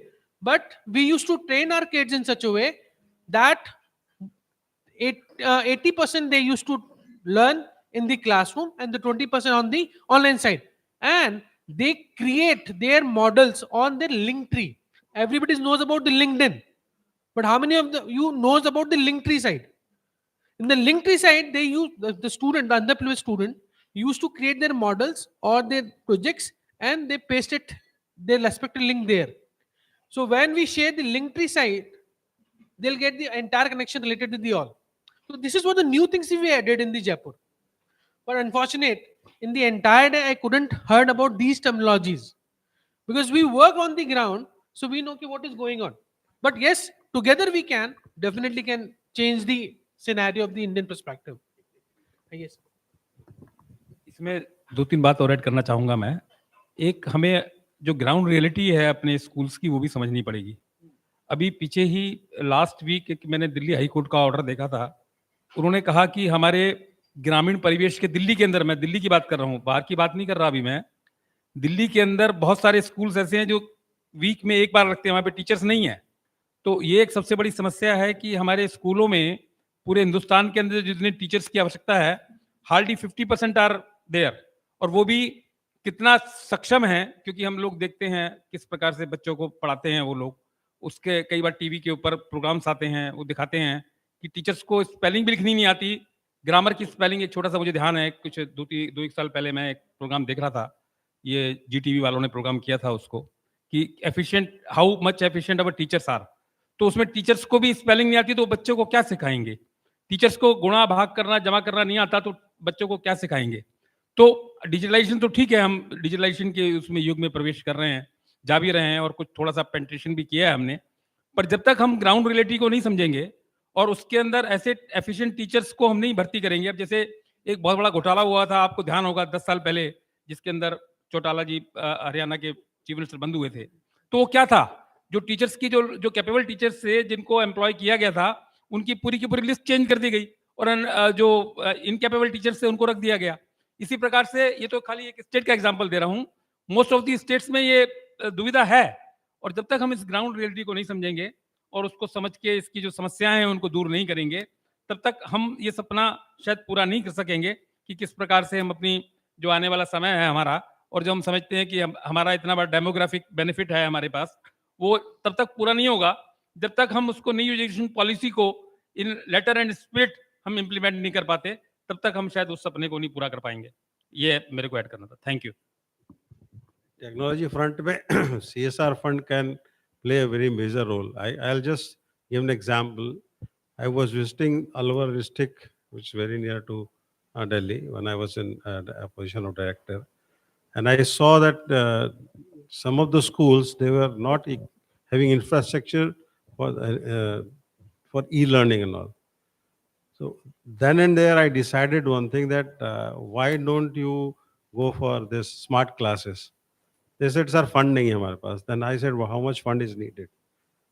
So then the nearby people all came, and village, about 60, 70 village heads, I called them, and they said, okay, in each and every school, I'll get you a smart classroom. And I did that in 70 schools. And today they are running very well. I visited later on to see that whether they are sustaining or not. Still, after 8 years, I went there and still working. So that kind of thing, this kind of proactive CSR, which I call, should be done. It should not be somebody is coming with the requirement and then you're fulfilling. That is kind of CSR is happening in India in most of the places, which is not correct. That is a reactive CSR.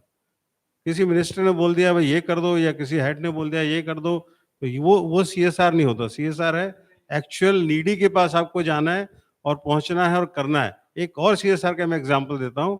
I was been given a charge of Agartala northeast, extreme northeast, Tripura state, and they wanted to set up a 726 megawatt power plant there. I did that job. Our Prime Minister came there, inaugurated that, the first project inaugurated by him. And after that, immediately I thought, why not we should train the people there as electrician.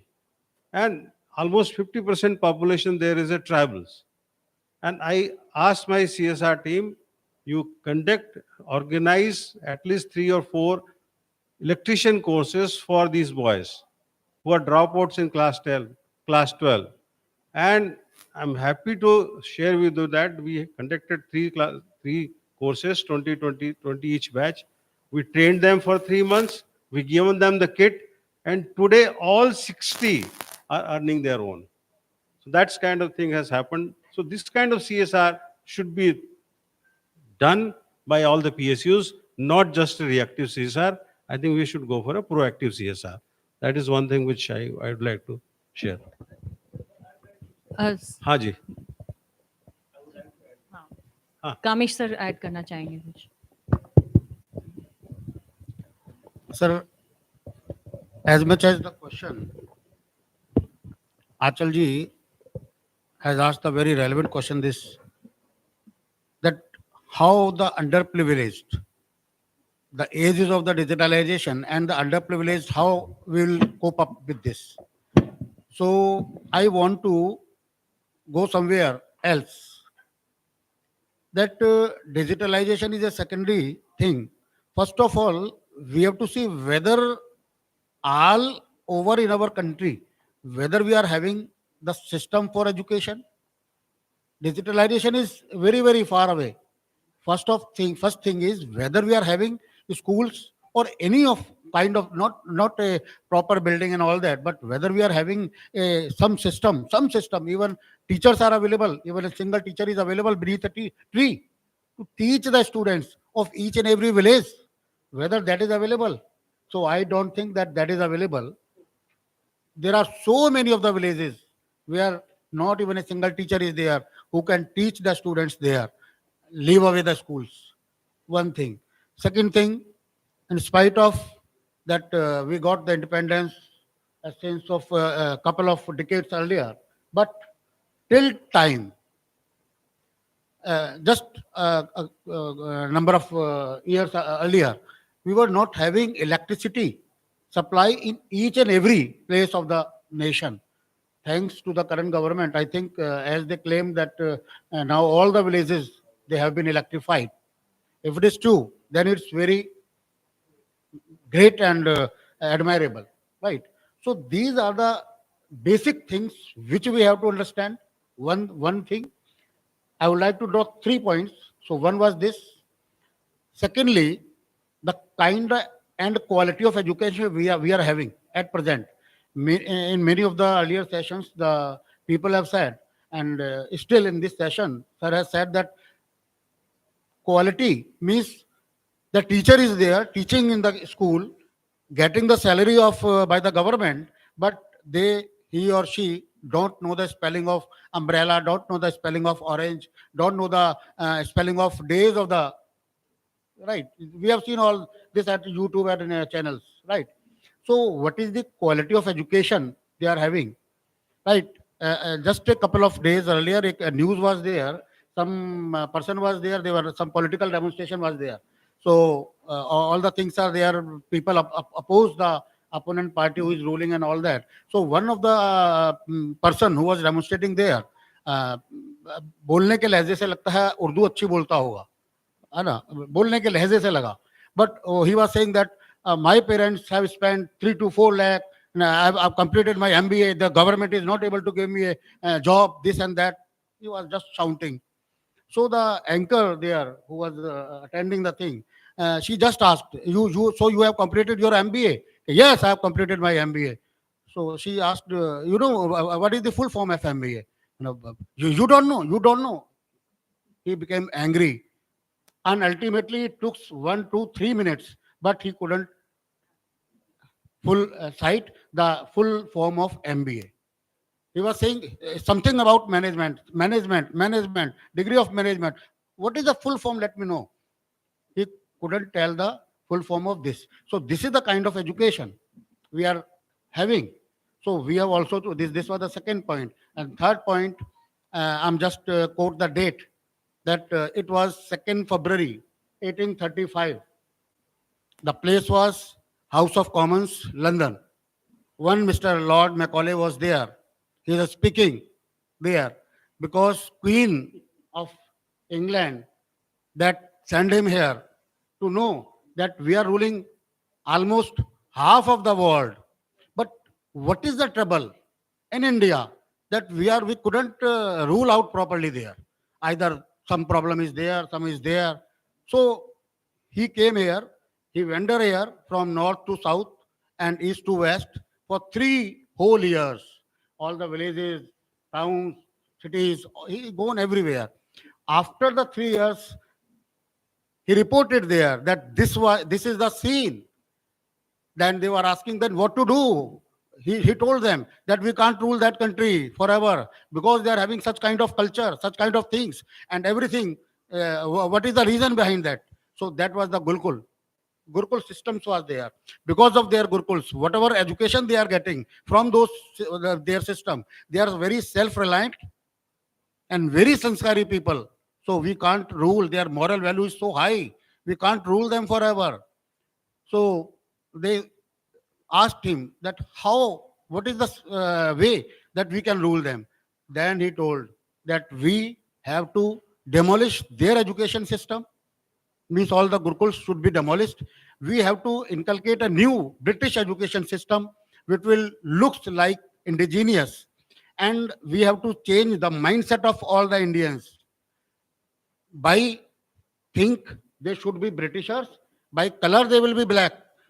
They will be Indian. But by thinking, they will be Britishers. They'll think like Britisher. Whatever is alien, that will look good to them, and whatever will be indigenous will look inferior to them. So such kind of mindset, maybe some sort of that, some part of that we are still having today. So the things are going on. So we have also to see this thing, that still whether Lord Macaulay is there in our education system. You know, many of the people, they said, I am literate, but no job is there. कितना पढ़े हो भाई? मैंने BA किया है. अच्छा वो छोड़ो यार, तुमने क्या किया है? क्या कर सकते हो ये बताओ. तुमको भी किसी कंपनी में लगाते हैं, क्या कर सकते हो, आता क्या है? बोले नहीं बीए किया है. अरे भाई आता क्या है ये बताओ, प्रोडक्टिविटी क्या दोगे? कोई तुमको पैसा देगा तो तुम उसको कमा के दोगे, 1 लाख कमा कर दोगे तो वो भी तुमको देगा 20,000 25,000. तुमको करना क्या आता है ये बताओ. मैंने बीए किया है. अबे यार, so you know what the trouble is, we are having the degree, we are having the certificate, but in terms of skill, in terms of productivity, what we are having. So this thing we also have to keep in pace. Thank you. Absolutely, sir. My next question was on skill development only, but I would like to give this mic to sir.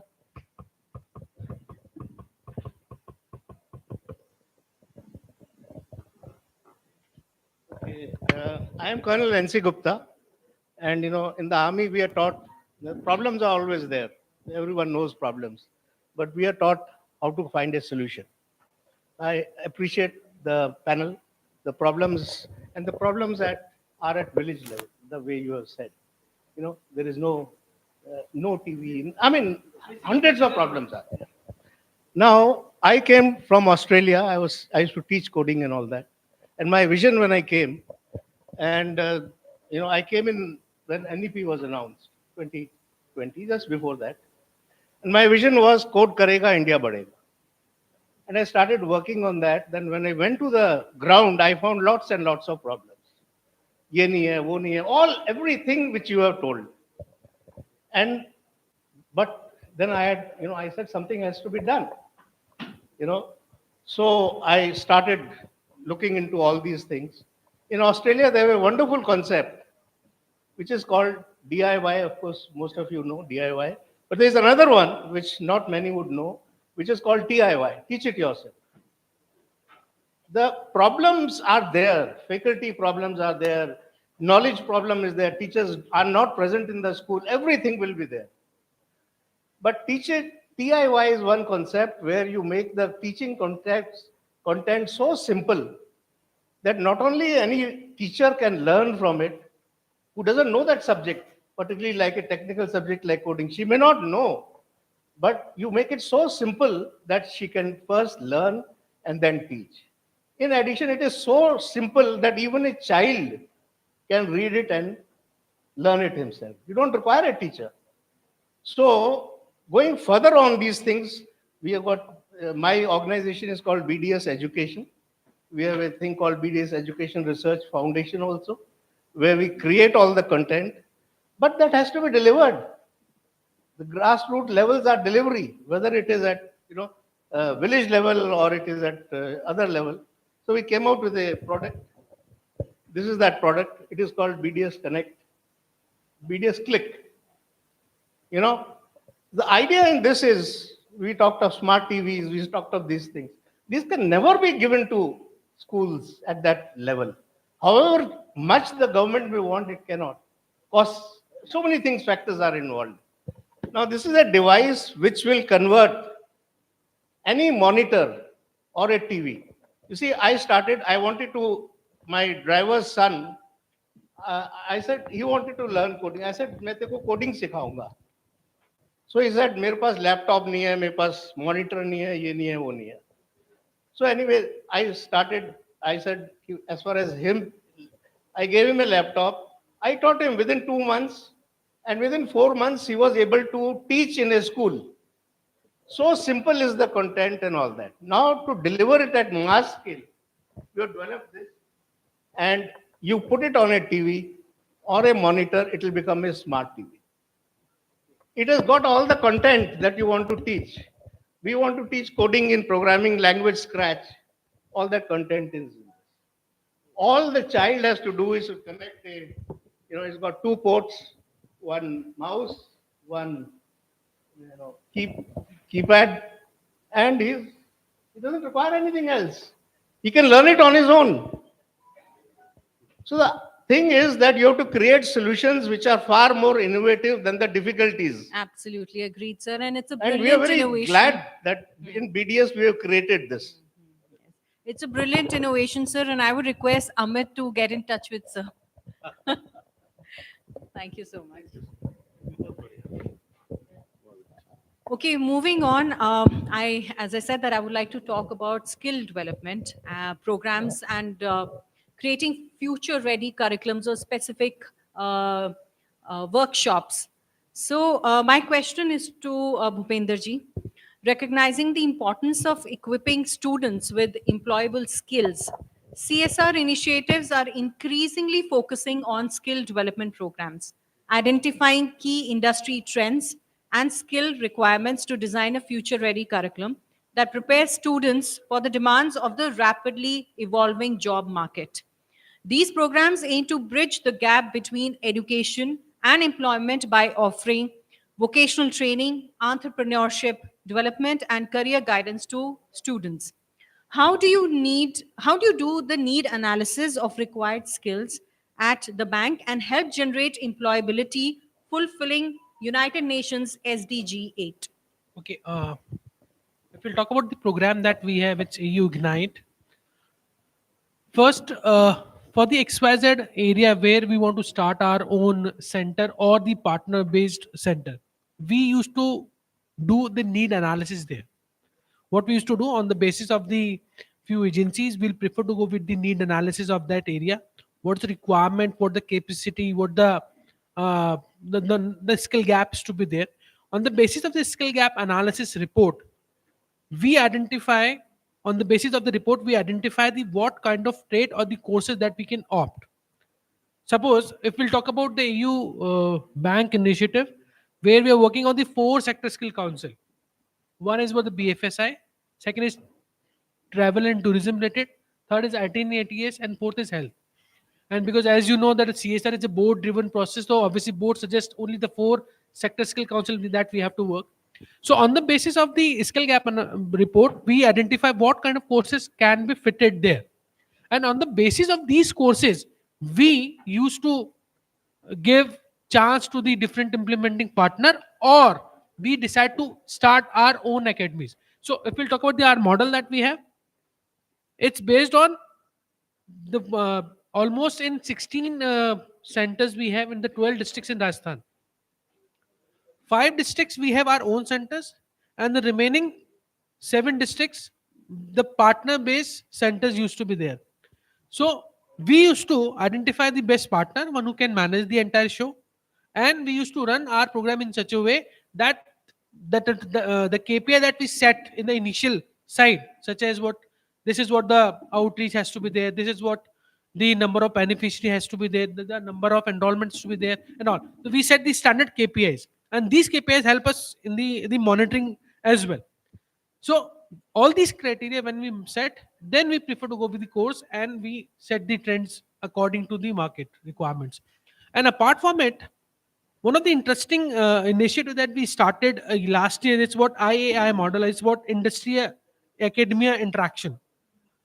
So we used to connect with the HRs time to time. We identify what the requirement that we have. And one of the interesting report that recently Vadhwani Foundation, they had recently tied with the Vadhwani. Out of 1072 companies they interacted, and on the basis of it, they comes to know that 70% requirement is based on the soft skill side rather than the hard skills. So this is what the most important component. So hence that because obviously we focus on that side as well. But yes, this year we tie up with the Vadhwanis as well to enhance our communication side or the student communication side and all. This is what we used to do in our ecosystem, and I recommend that because I'm not denial this fact. Sir has very good initiative, innovative idea कि छोटा सा एक device से सब कुछ coding हो सकता है और ऐसी कुछ यहाँ पे स्किल में भी पॉसिबिलिटीज है. And also like NEP is, supporting STEM education. Yes, and NEP is also supporting STEM education, but again, our focus on the skill side. So board suggests you have to do this. Mahavar sir obviously take care of the all the decisions, but we are here on the side where we have to just follow the decision. कि भाई ये करना है तो करके दिखाओ. Now, since we have very little time, I need to wrap up two, three important points. So, would like to have quick sharing of experiences. One is measuring of impact and sustainability. हम लोग sustainability की बात कर रहे थे. आज के time में अगर हम बात करें तो पहले projects लिए जाते थे 3 साल, 4 साल, 5 साल के लिए. That's when analysis used to be done, and where you can actually see how effective the project has been and how it has has been helpful in creating that impact. But in today's time, why is it that most of the corporations, or even so to say many of the NGOs, are resorting to only short term programs which are difficult to be measured and would not have that I would say a great sustainability in themselves. So if I could have some opinions Actually, on that. should I? I think nowadays, if you see Schedule 7 of the Companies Act, it's very strict. Now, CSR committees are being questionable by the government, and the funds which you are giving to the company, to the any NGO, they should be registered with MCA. MCA will do all the inquiry about that NGO, and unless until you have that MCA registration, you are not entitled to get that CSR fund. So they can get money from anywhere else, but not the CSR fund. So these are the checks and any proposal which is coming to the board, definitely it should come through a CSR committee. So each and every before the board meeting, CSR committee should deliberate and come up with a recommendation to the board. So these kind of checks and balances are there. And in your annual report, there is one para about the CSR, what you did, and what is the impact of that. That impact assessment is also necessary when we give a fund to any of the NGO. They have to come up with the impact assessments also, what impact it has on the society or wherever the fund has been given. So that kind of checks and balances are there nowadays. With this government, I think things are getting But also better I and can- accountable. And also, sir, I guess government has also introduced social stock exchange for NGOs to. Yes, recently they have Yeah, actually recently they come have up with started this that. platform. Yes. They are not very popular, but But I yeah. think एक platform मिल गया है, एक easy platform है NGO को अपनी हर किसी individual के पास due diligence ना करा के एक कॉमन प्लेटफॉर्म पे जाके वो करा ले, तो उनकी क्रेडिबिलिटी उनको मिल जाएगी. इसमें एक चीज मैं जरूर जुड़ना चाहूंगा कि monitoring and evaluation is a integral part of any proposal and what you want to measure you monitor that what you want to monitor you measure that सीधा बात है तो हर एक प्रपोजल में सीएसआर के साथ custom we work with more than 100 CSR so it's an integral part so it's unless or until you have a monitoring system inbuilt आपका credibility का ऊपर भी सवाल आता है and you wanted to see that कि third party gives a report about our work so that it gives a validity so any project above 1 cr it's of course will have a third party monitoring system in place otherwise below 1 crore you institutionally your own monitoring system so that you can justify to the money you are taking. Yes. I'm take care of the M&D part as well in my foundation. So where we introduce one of the interesting mechanism related with the. Yeah, I hope that you heard about the Give. Give Foundation have their Give portal, and we recently developed several dashboards on that. So on the basis of we used to track the real-time monitoring of the related project that we are dealing with. Yes, as early in the morning we are discussing that the sports-related initiative. The NEP is talking about the sports. We 2 years back we started AU Bano Champion, where we trained more than 10,000 plus kids across entire Rajasthan and almost on the 66 location and the 17 district. It's one of the best project that I have ever seen in my CSR journey because Rajasthan and Haryana both have similar what I can say the thought process we can say or the similar atmosphere or the environment, but yet Haryana is far better than in the Asiads and other side. So we started the AU Bano Champion program, where we deployed almost 66 centers. We deployed several coaches, those who trained student in their respective schools at free of cost. This is what the model that we initiated, and it's wonderfully wonderful model.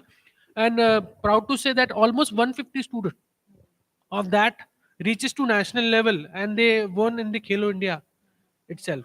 So this is what the initiated that we initially started. But yes, give portal or the such kind of impact dashboard sort of things, it's very important things for the monitoring your project.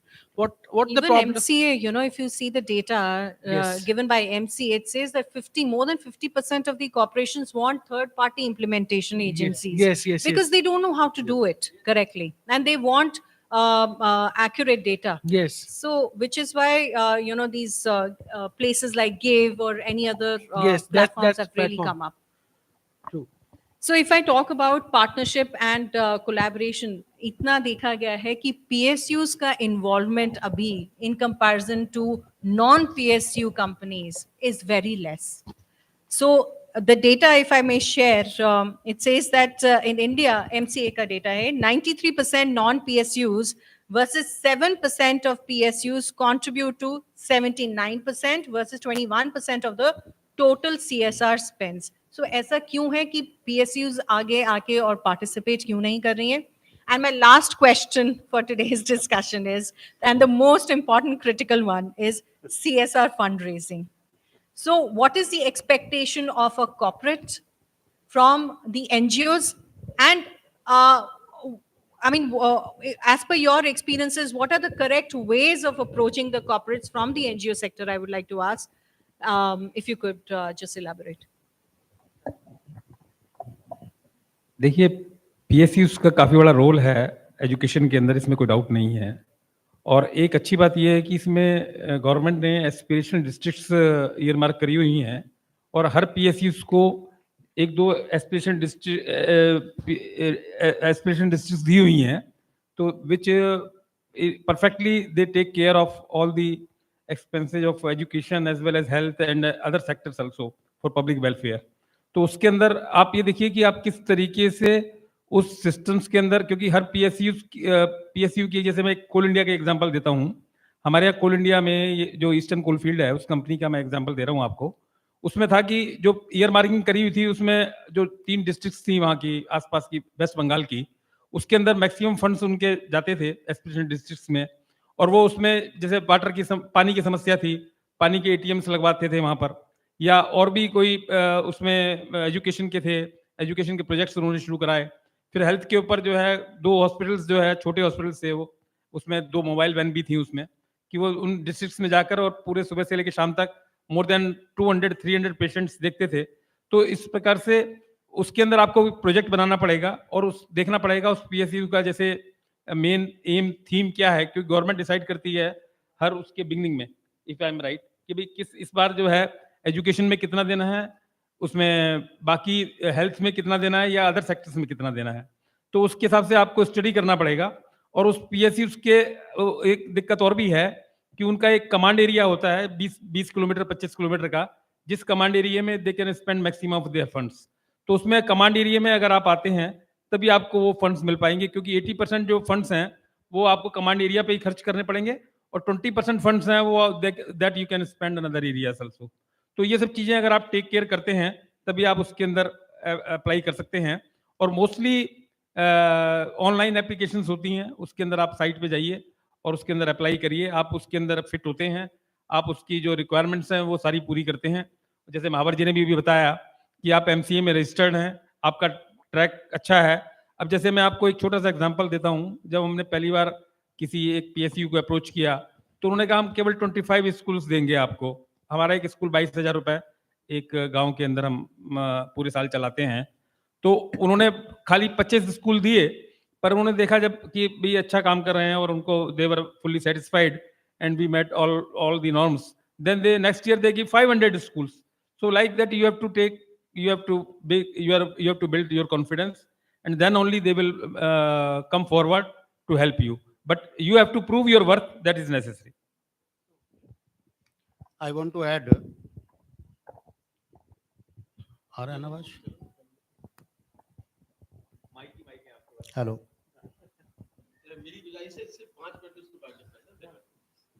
Ma'am, regarding your question, that private sector is playing more heavily for the contribution to CSR as compared to PSUs. Exactly, this was the question. So I would like to say here that just see the number of PSUs and number of private sector, right? Number of PSUs is nowhere in terms of private sectors. They are very few. They are very few. And the private sector, it is so large, so big numbers. So when you see numbers, so all the PSUs, they are doing very good, but because they are in very few numbers, so they are not seen more keenly, right? So this is one of the answer. No, I'm telling you the second point. This was the first point, that because PSUs are not in very much numbers, so that is why it looks that they are not contributing. Now I'm telling you the data that will convince you. I'm having the data here.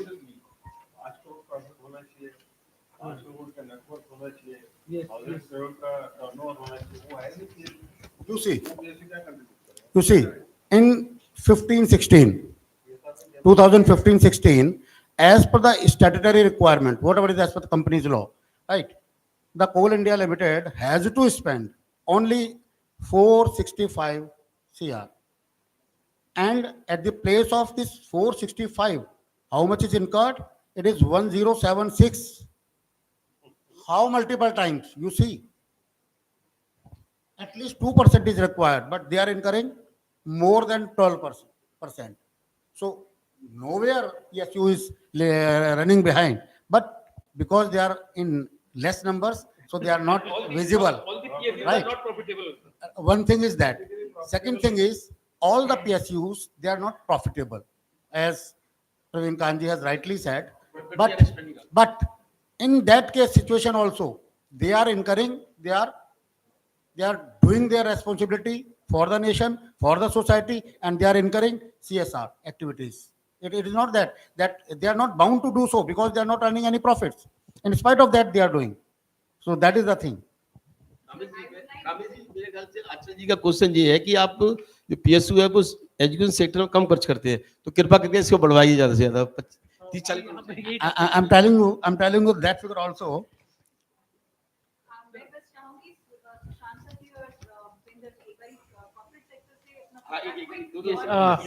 मैं एक बहुत important है because first you just align what the board is suggesting for the FIs, then accordingly plan your proposal and give it to the XYZ CSR department. Then the chances हैं कि आपके proposal के according हम काम करेंगे. Otherwise क्या होता है, आप align नहीं तो हम नहीं करेंगे. For example, I am dealing with skill development and you are saying or you are sending me the proposal related to the school upliftment. मैं नहीं करूँगा यार, मैं reject कर दूंगा. And अभी don't take me the ways, मैं negative नहीं हूँ, मैं नाम भी नहीं लूंगा. मेरे एक मित्र हैं, ठीक है, एक बड़े ही बैंक के, मतलब सरकारी बैंक है, उनके को CSR को देखते हैं. अब क्या थॉट प्रोसेस है, हो सकता है मैं गलत हूं सर, हो सकता है मैं गलत हूं, मैं क्षमा चाहूंगा, मैं अपने शब्दों की जो बोलने वाला हूं. बोले यार CSR फंड है ना, अरे मार्केटिंग में कर लेंगे, यहाँ पे वो लगवा देंगे, वहां से इतने का अकाउंट ले आएंगे. ये भी थॉट प्रोसेस है, फैक्ट है, हम ये सच्चाई है, ये इट्स हैपन. हाँ, ये होता है, कई जगह होता है, ठीक है ना. पर रियल मैं आप सभी को कहता हूं, आप बस आइडेंटिफाई करें पर्टिकुलर जहां से भी CSR से आप फंड लेना चाहते हैं, research on their respective domain where they are working, accordingly make your proposal aligned the standards. वो जो सेक्शन 8 वो सारी कंडीशन है वो तो करनी है. Then you can submit to the proposal, there chance कि आप वहां पे सक्सेसफुली प्रोजेक्ट ले लेंगे. बट हाँ, आप अलाइन नहीं है तो ऑब्वियसली चांसेस भी नहीं है. You have to align with the CSR committee जो भी इनके अलाइंड है. सो शांता जी, मैं आपसे क्लोज करना चाहूंगी. आप मुझे बताइए कि एज एन एनजीओ आप लोगों को क्या चैलेंजेस ऑन ग्राउंड फेस होते हैं when you are aligned also and still you do not get the required CSR See, funds? NGO is always in the receiving end. So, so once you're at the receiving end, we have our own issues, own sets of challenges. But I must recognize that CSR has played with a lot of changes in this whole ecosystem. Current government, a lot of things are improving, and I would say this in this NGO sector, a lot of transparency has been brought in. And the challenges, when you say precisely, we go year by year. But you know, any development work needs a continuum support, especially in the sector of education. अब education में एक साल में कुछ बदलाव नहीं कर सकते, but you are not sure about कि मार्च के बाद अप्रैल में वो प्रोजेक्ट चलेगा कि नहीं.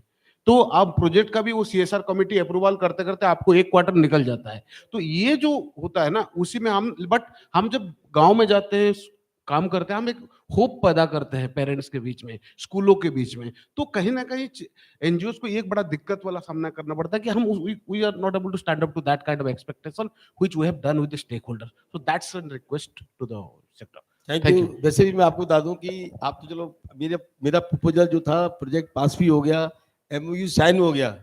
उसका फर्स्ट मेरी इंस्टॉलमेंट जो आई वो 4 महीने बाद आई. तो आप देखिए कैसी हालत होगी मेरी, क्योंकि मतलब प्रोजेक्ट पास होने में 3-4 महीने लग जाते हैं, लेकिन प्रोजेक्ट पास भी हो गया, एमओयू साइन भी हो गया, उसके बाद 4-5 महीने लगे पैसे आने में. तो ये तो क्या प्रोसीजर होता है. पीएसयू की भी मजबूरी क्या है कि इतने कंप्लायंस है, इतने उसकी सीबीओ भी बैठा होता है, चीफ बिजनेस ऑफिसर बैठा होता है, तो उनकी मजबूरी है. तो चलिए, एनीवे, थैंक यू आंचल जी, बहुत अच्छा आपने. सर, एक मैं बात कहना चाहूंगी, इतने स्ट्रिंजेंट कंप्लायंसेस की वजह से जो स्मॉल स्केल इंडस्ट्री कॉर्पोरेट्स हैं वो अपने फंड्स पीएमओ में डाल देते हैं.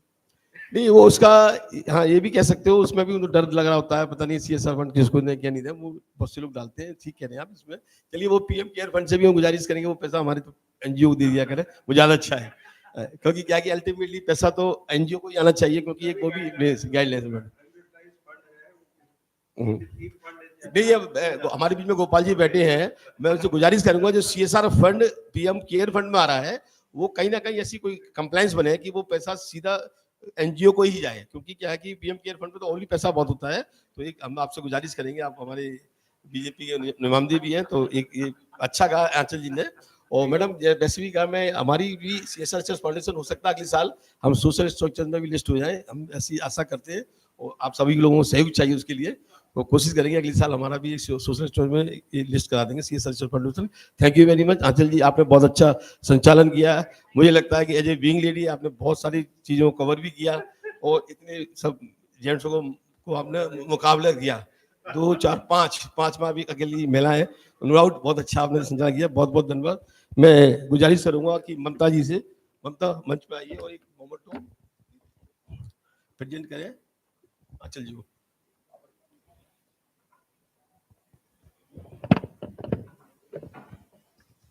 क्योंकि क्या है कि जो सेशन अब खत्म हो रहा है, हमारे भी पायल मग्गू जी आ गई हैं, क्योंकि हमारा जो लास्ट स्पीकर अगर देखें, जो कहते नहीं इमिनेंट स्पीकर है, वो आप ही हैं मैडम. बाकी तो हमने रखा नहीं था वैलिडिटी में. आप स्कूल ऑफ ओपन लर्निंग से भी हैं, नो डाउट. जो हमारा टॉपिक है आज की डेट में जो एजुकेशन का, उसमें एसओएल का क्या रोल रहेगा, क्या नहीं रहेगा, वो आप बताएंगे. हमें लगता है कि ये सबसे लास्ट में जो एंडिंग है बहुत अच्छी रहेगी.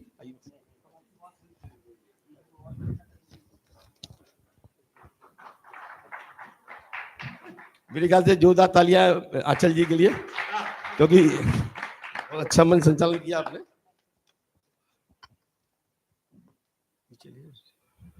अब महावर जी के लिए मैं प्रमोद मास्टरी जी हमारे बीच में हैं, मैं गुजारिश करूंगा कि वो आए. और एक हमारे जो आज के चेयरमैन ऑफ द सेशन, उनको एक महावर जी को, हमने तो भाई साहब का चेयरमैन रहेंगे, क्योंकि पीएसयू का आपको बहुत अनुभव है, तो उसके लिए आपका बहुत. कुबेर जी है, चलेगा क्या कुबेर?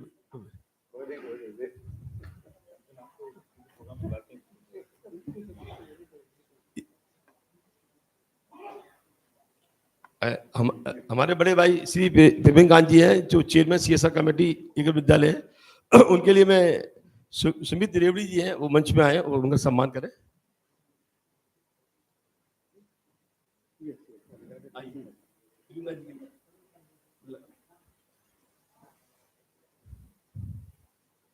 सभी स्पीकर ने मुझे लगता है सब जो टॉपिक के साथ जस्टिफाई किया है। एक बार जोरदार तालियों से सभी स्पीकर करता है।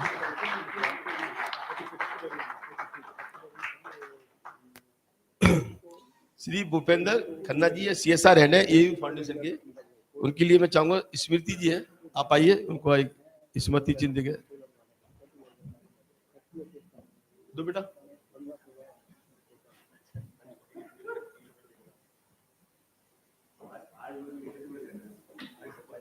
मोहम्मद आलम जी हमारे बीच में है।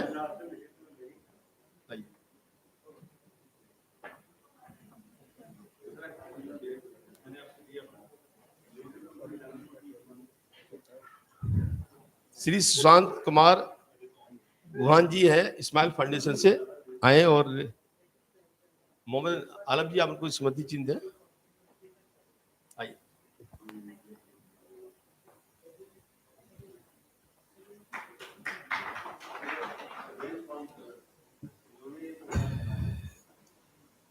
हमारे बीच में सचिन जी हैं, चले गए, सचिन जी आए। वो Shri Pintu Kumar Rai ji, programme implementer north zone STEM learning. Pintu ji कहाँ है? पिंटू जी थे? है नहीं? कामेश जी आ जाओ। कामेश जी हमारे कोल इंडिया में डायरेक्टर हैं, हमारे अच्छे मित्र हैं। जब भी मैं इनको याद करता हूँ, सबसे बड़ी बात ये, आप सुबह से ही शाम तक रहते हैं। इनका एक बहुत बहुत धन्यवाद। Thank you. अब मैं पायल मग्गू जी से कहूंगा कि वो मंच पे आए। और ये हमारा शेफाली जी, आप पायल मग्गू जी लिखिए। और शेफाली जी अभी MOU क्या कहते करेंगे? ठीक हो गया। आप मैडम बीच में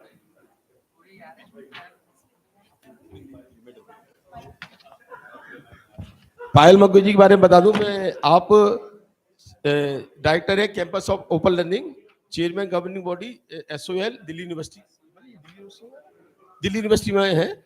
और मैं शायद पायल जी मुझे पहचानती नहीं है, लेकिन आपके स्कूल में मैंने कॉलेज में एक मशीन लगाई थी, सैनिटरी नैपकिन वेल्डिंग मशीन लगाई थी।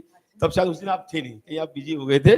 मैं गोपाल जी और दो उनके साथ हमने एक मशीन आपके यहाँ लगाई थी, तो वो सौभाग्य हमें मिला नहीं, लेकिन आज आप हमारे पीछे हैं। मैं बहुत बहुत आपका आभार व्यक्त करता हूँ। Thank you. आगे शेफाली जी।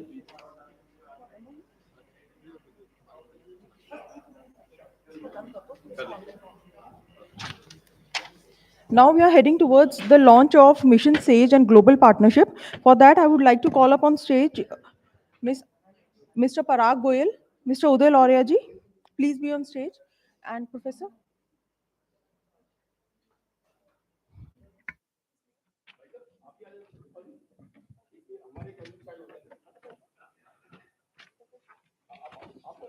Professor Jishang, please be on stage.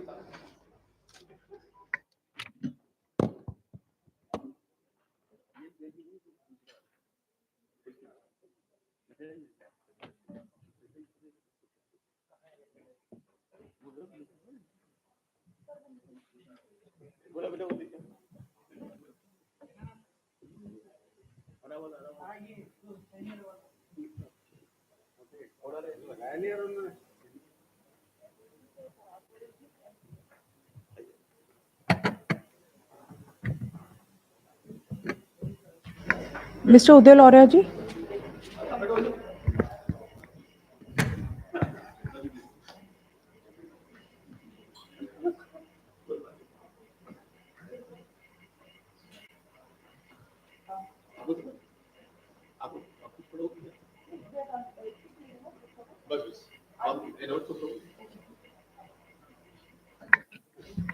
I would request all the esteemed guests to please come forward to have a picture for the launch of Mission Sage.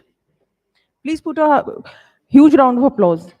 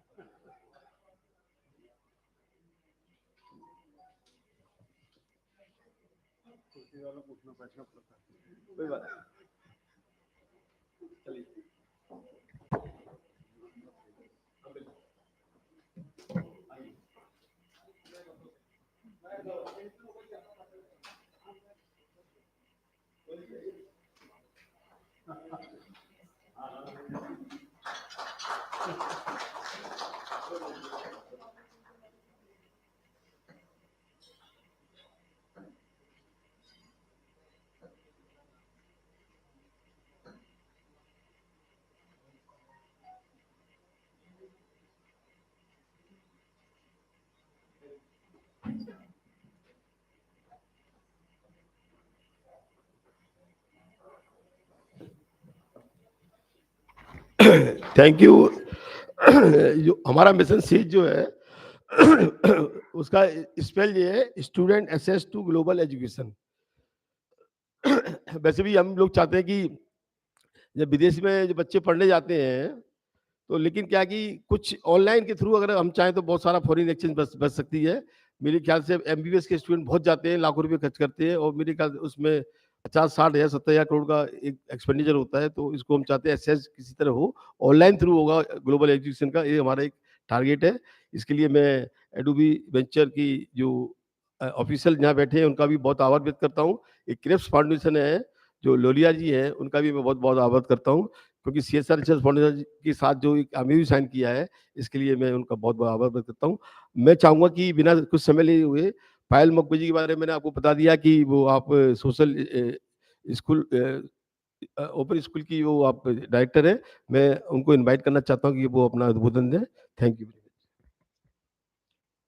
और एक नंदा जी, सॉरी आप शर्मा जी, आप ऊपर आ जाइए प्लीज एक बार।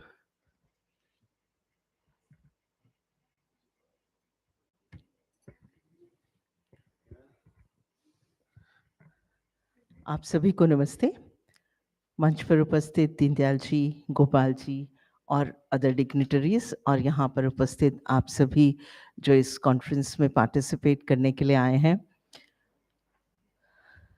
आज जब मुझे यहाँ बुलाया गया तो मुझे लगा कि एक जो NEP के बारे में चिंतन करने वाले बहुत सारे लोग हैं कि हमारी एजुकेशन पॉलिसी किस प्रकार की होनी चाहिए। तो आपने सुबह से इसके ऊपर सारा डिस्कशन भी किया होगा, और डिस्कशन करने के बाद में बहुत सारी चीज़ें इसमें से निकली होंगी। मैं आज यहाँ पे स्कूल ऑफ ओपन लर्निंग, जो यूनिवर्सिटी ऑफ दिल्ली का एक पार्ट है, यूनिवर्सिटी ऑफ दिल्ली का एक कैंपस है, उसमें जो स्कूल ऑफ ओपन लर्निंग है, उसमें जो स्टूडेंट्स पढ़ते हैं, और दिल्ली यूनिवर्सिटी, इन दोनों ने अभी जो नेशनल एजुकेशन पॉलिसी लागू हुई, उसके बाद में शायद दिल्ली विश्वविद्यालय ऐसा था कि जिसने सबसे पहले NEP में शिफ्ट किया। NEP में शिफ्ट करने का मतलब था कि 4 साल की एजुकेशन लानी। उसके जो क्रक्स हैं NEP के, जिसमें value education is very important, जिसमें environmental education is very important, where skill education is very important, experiential learning is very important. इन सब चीज़ों को किस तरह से हम करिकुलम में लेकर आ सकें, ऐसा करके एक दिल्ली यूनिवर्सिटी ने अपना NEP में एंटर किया, और बहुत सक्सेसफुली अभी 2 साल 4th सेमेस्टर के students are now going to give exams in the month of June. और अभी UGC ने एक और भी इसमें लागू कर दिया है कि जो 3rd ईयर NEP में नहीं है और पास आउट हो रहे हैं, and they wish to pursue their 4th year, तो वो 4th ईयर में भी जा सकते हैं। Now there are certain important things कि जो Delhi university as a case study and SOL as a case study, मैं दोनों को आपके सामने रखती हूँ, और इसमें मैं फोकस एकेडमिक्स से ज़्यादा करूँगी स्किल्स के ऊपर, वैल्यू एजुकेशन पे, और जो एक कंपल्सरी कोर्सेज जो स्टूडेंट्स को दिए जाते हैं, जिनको हम AEC बोलते हैं, तो उन कंपल्सरी कोर्सेज को के ऊपर मैं थोड़ा सा फोकस करती हूँ। अभी मैं बात सुन रही थी यहाँ पे, तो आ रहा था कि teachers are not up to the mark. किसी को लैंग्वेज नहीं आती, किसी को अपने सब्जेक्ट के ऊपर कमांड नहीं है। जब हम बिल्कुल विलेजेस के अंदर जाते हैं तो टीचर्स उस लेवल के मिलते नहीं हैं कि जो उनको स्टूडेंट्स को मिलना। It is very much right. There is, हमारे सिस्टम में इतनी सारी कमियां आ चुकी थी कि जिस तरह का टीचर प्रोड्यूस होना चाहिए था, वो टीचर प्रोड्यूस नहीं हो रहा था। सबसे पहले तो हमने टीचर को डिमीन किया, उसकी जो रिस्पेक्ट चाहिए थे सोसाइटी में वो उसको नहीं मिली। तो अभी आप किसी से, हम अपने बच्चों से पूछते थे कि भाई टीचिंग करोगे, बहुत अच्छे बच्चे, नहीं टीचिंग नहीं करेंगे, that's not a good profession, हम कॉरपोरेट में चले जाएंगे, आईएएस ऑफिसर बन जाएंगे, कुछ और कर लेंगे, टीचिंग में नहीं जाएंगे। तो एक वो जो चला वो गलत चला। दूसरा, जो ट्रेनिंग होती है टीचर की, कि किस तरह की उसको ट्रेनिंग मिलनी चाहिए, वो ट्रेनिंग भी हम उसको नहीं दे पाए। लेकिन नेशनल एजुकेशन पॉलिसी ने बहुत सारी चीज़ों में चेंज किया है, और जो टीचर ट्रेनिंग है वो एक बहुत बड़ा एक उनका कंसर्न है नेशनल एजुकेशन पॉलिसी का। उसके ऊपर पूरा डॉक्यूमेंट है कि किस तरह से टीचर ट्रेनिंग होनी चाहिए। बट अपार्ट फ्रॉम दैट, हमें स्टूडेंट को जब निकालना है, जब वो फाइनल ईयर, मैं अभी कॉलेज एजुकेशन के बारे में, हायर एजुकेशन के बारे में बात करूंगी, जब वो मूव आउट करता है कैंपस से, तो अभी जो मैं सुन रही थी कि भाई मैंने बीए किया है, आप मुझसे कुछ नौकरी तो दे दो। आपको क्या नौकरी दें? ना तो आप चाय बना सकते हो एज अ पियोन, ना आप सफाई कर सकते हो एज अ सफाई कर्मचारी, ना आप कंप्यूटर पे कुछ टाइप कर सकते हो, but you have done a graduation. और वो ठीक है, हमारी लॉर्ड में काले वाली पद्धति थी, उससे आया। मैं बहुत हैरान होती हूँ कि दिल्ली के आसपास के गांव से जो बच्चे, मैं दिल्ली यूनिवर्सिटी में पढ़ाती हूँ, तो मैं एक एग्जांपल भी दे सकती हूँ आपको। आसपास से बीए करके बच्चे आते हैं, बीए करने के बाद में दिल्ली आ जाते हैं, दिल्ली आने के बाद में रिक्वेस्ट करते हैं कि मैम कोई भी नौकरी दे दो, हम गार्ड बन जाएंगे, हम पियोन बन जाएंगे, हम यहाँ खड़े हो जाएंगे, पर इससे ज्यादा कुछ नहीं। और बैकग्राउंड में क्या है? गांव से निकलना है। गांव से क्यों निकलना है? क्योंकि जमीन बंट चुकी है, जमीन छोटी है, तो जमीन प्रॉफिटेबल नहीं है। तो अगर आप गेहूं, गन्ना, इस तरह की ट्रेडिशनल फसलें उस पर करते हैं, तो वो आपको सस्टेन नहीं करती हैं। गाय का पालना हमने बंद कर दिया, जिससे आपको सस्टेनेबिलिटी मिल सकती थी, क्योंकि उसको भी थोड़ा, आप कुत्ता पालेंगे तो आप एडवांस्ड हैं, आप गाय पालेंगे तो आप गंवा रहे हैं, ऐसा कुछ हमारे दिमाग के अंदर उसमें शुरू हो गया।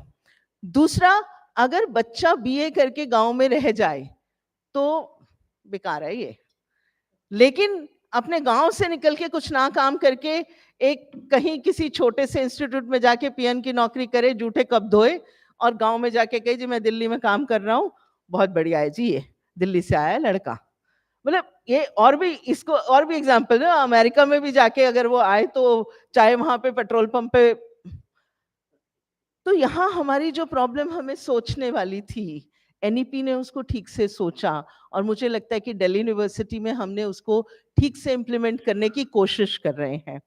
वो था स्किल्स, कि आपके पास अगर स्किल्स ही नहीं है तो आप चाहे बीए कर लीजिए, चाहे एमए कर लीजिए, आपकी वर्थ नहीं होगी। और वो समय चला गया कि जब बीए करने के बाद दफ्तर में बाबू लग जाता था, और थोड़ी सी वैसे पैसा आता था, थोड़ी ऊपर की इनकम होती थी, और घर चल जाता था। अभी तो आप कहीं पे भी जाएंगे तो आपको स्किल सेट चाहिए। बिल्कुल बेसिक लेवल पे भी जाएंगे तो आपको एक्सेल आना चाहिए, आपको टाइपिंग आनी चाहिए, आपको कंप्यूटर ठीक से आना चाहिए। बिल्कुल बेसिक लेवल पे अगर आप क्लैरिकल जॉब भी करेंगे, जो कि हमारे एजुकेशन सिस्टम से मिसिंग है। बीए करता है एक बच्चा, पॉलिटिकल साइंस पढ़ता है, हिस्ट्री पढ़ता है, इंग्लिश पढ़ता है, हिंदी पढ़ता है, बहुत सारे और सब्जेक्ट्स पढ़ता है, लेकिन इन सारे सब्जेक्ट्स में ये एक जो बेसिक क्वालिफिकेशन है कंप्यूटर लिटरेसी की, वो मिसिंग है। Unless and until you go in a computer science course, आप संस्कृत पढ़ोगे, आप हिंदी पढ़ोगे।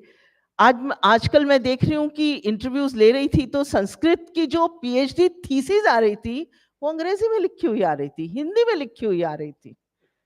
मतलब मैं आपको एजुकेशन सिस्टम का हाल बता रही हूँ, लेकिन NEP has taken care of it. As Delhi university मैं इसको दो पार्ट्स में डिवाइड करती हूँ। दिल्ली यूनिवर्सिटी में एक है रेगुलर एजुकेशन, और दूसरी स्कूल ऑफ ओपन लर्निंग, जो ओपन एंड डिस्टेंस एजुकेशन है, जिसकी मैं डायरेक्टर हूँ। और मेरे पास एक कॉलेज भी है एज अ प्रिंसिपल, शहीद Rajguru college of applied sciences for women. तो अप्लाइड साइंसेस के कोर्सेज रेगुलर मोड में वहाँ चलते हैं। अगर आप दोनों के स्टूडेंट्स देखें तो करीब 2,70,000 students are there in a regular mode. And that regular mode is spread over around 72 colleges all over Delhi. तो इसका मतलब एक कॉलेज, किसी कॉलेज में 5,000 स्टूडेंट्स हैं, किसी में 2 हैं, किसी में 7,000 स्टूडेंट्स हैं. And when you compare open learning, that is School of Open Learning, which comes under campus of Open Learning under Delhi University, there are 4 lakh students. So imagine the area of 70 colleges. सभी colleges 8 से 10 एकड़ के, कुछ नए colleges हैं जो 4 एकड़ के हैं, लेकिन 8 से 10 एकड़ के हैं. और स्कूल ऑफ ओपन लर्निंग आप कंपेयर करें तो 4 सेंटर्स हैं और चारों सेंटर मिला के भी 4 एकड़ के नहीं होंगे, और उसमें 4 लाख स्टूडेंट पढ़ते हैं. और जो एक gross enrolment ratio, increase in gross enrolment ratio की बात की गई है उसमें एनईपी में, तो वो कैसे आएगी? अगर आप 70 एकड़, 80 एकड़, 100 एकड़ के कैंपस में केवल 2 लाख स्टूडेंट पढ़ाएंगे तो वो ग्रॉस एनरोलमेंट रेशो कैसे बढ़ेगी? और उसमें प्रॉब्लम भी है कि आपको फिजिकल स्पेस चाहिए, फिजिकल लेबोरेटरीज चाहिए, उसमें आप कितने स्टूडेंट्स को अकोमोडेट कर सकते हैं? तो एक ऑल्टरनेटिव मेथड आपको सोचना ही पड़ेगा. दूसरी बात जो मैं करती हूँ, मैं दोनों को कंपेयर भी कर रही हूँ साथ साथ. Regular mode is very good, लेकिन अभी किसी ने कहा कि इतना सिंपल हम बना देते हैं कि कोई भी पढ़ के उसको खुद भी पढ़ सकता है और पढ़ के दूसरे को भी पढ़ा सकता है, उसके लिए ट्रेन टीचर की जरूरत नहीं है. That is done in the open education. हम कुछ किताबें निकालते हैं, वो ऑनलाइन भी अवेलेबल होती हैं, और सभी एजुकेशन, जब भी सभी ओपन लर्निंग के जो सिस्टम्स है, वो उन बुक्स को, उसको हम सेल्फ लर्निंग मटेरियल बोलते हैं. और सेल्फ लर्निंग मटेरियल ऐसा होता है जिसकी सिंपलेस्ट पॉसिबल लैंग्वेज, और ऐसी लैंग्वेज जैसे टीचर क्लास में खड़ा हुआ आपसे बात कर रहा है, एक टॉपिक पढ़ाता है, उसके बाद में जब आप उस टॉपिक को खत्म करते हैं तो नीचे आप रिवाइज करते हैं कि ऊपर का टॉपिक क्या था, उसके 4-5 क्विज के क्वेश्चंस वहां पर कर देते हैं. ये तो है हमारा ट्रेडिशनल मेथड. अब ट्रेडिशनल मेथड से निकल के जब हम 4 लाख स्टूडेंट्स को केटर कर रहे हैं, और हो सकता है कि हम उससे भी ज्यादा स्टूडेंट्स को केटर कर सकते हैं, all over Delhi, all over India, different states, even in the states of Nepal, Bhutan, ये सब जितनी भी आसपास की स्टेट्स हैं जो कि इंडिया से कनेक्टेड हैं, even in foreign countries also, other countries also, Asian or the European countries also, अगर हमें उनको cater करना है, we need to have technology.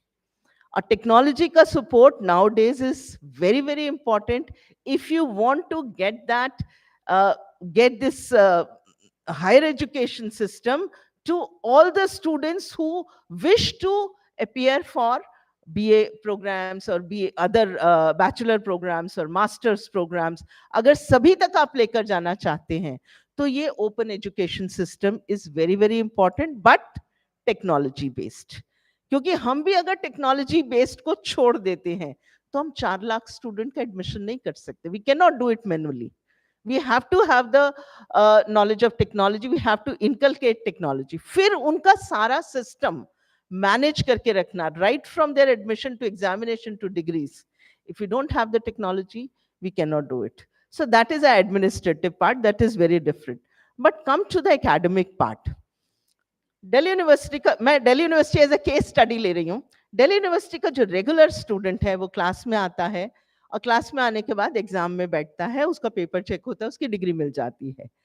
जो ओपन एंड डिस्टेंस लर्निंग का स्टूडेंट है वो क्लास में नहीं आता है, वो ऑनलाइन पढ़ता है या फिर संडे को क्लास में आता है, वही पढ़ता है जो रेगुलर स्टूडेंट पढ़ रहा है, उससे एक भी चीज अलग नहीं पढ़ता है, वही उसका करिकुलम है.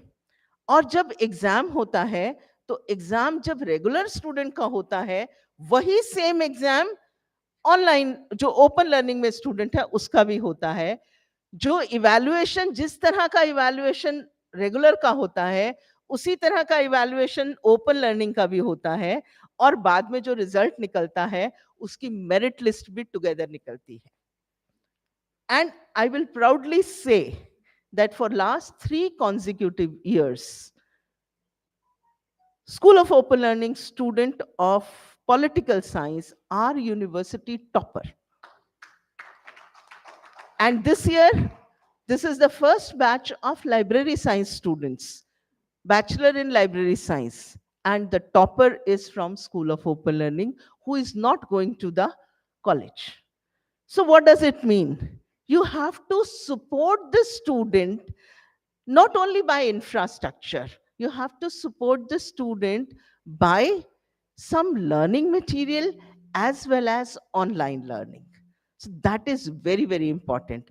Then only those students can come at par with the students of the regular classes. For this, what we are doing is, एक छोटा सा बात कह के फिर मैं स्किल एजुकेशन पे निकलती हूँ. What we are doing in School of Open Learning is कि इतना बड़ा मैनेज करने का सिस्टम है. अभी तो हमारा जो टेरिटोरियल जुरिस्डिक्शन है, that is in Delhi NCR only, because students have to appear in physical examination.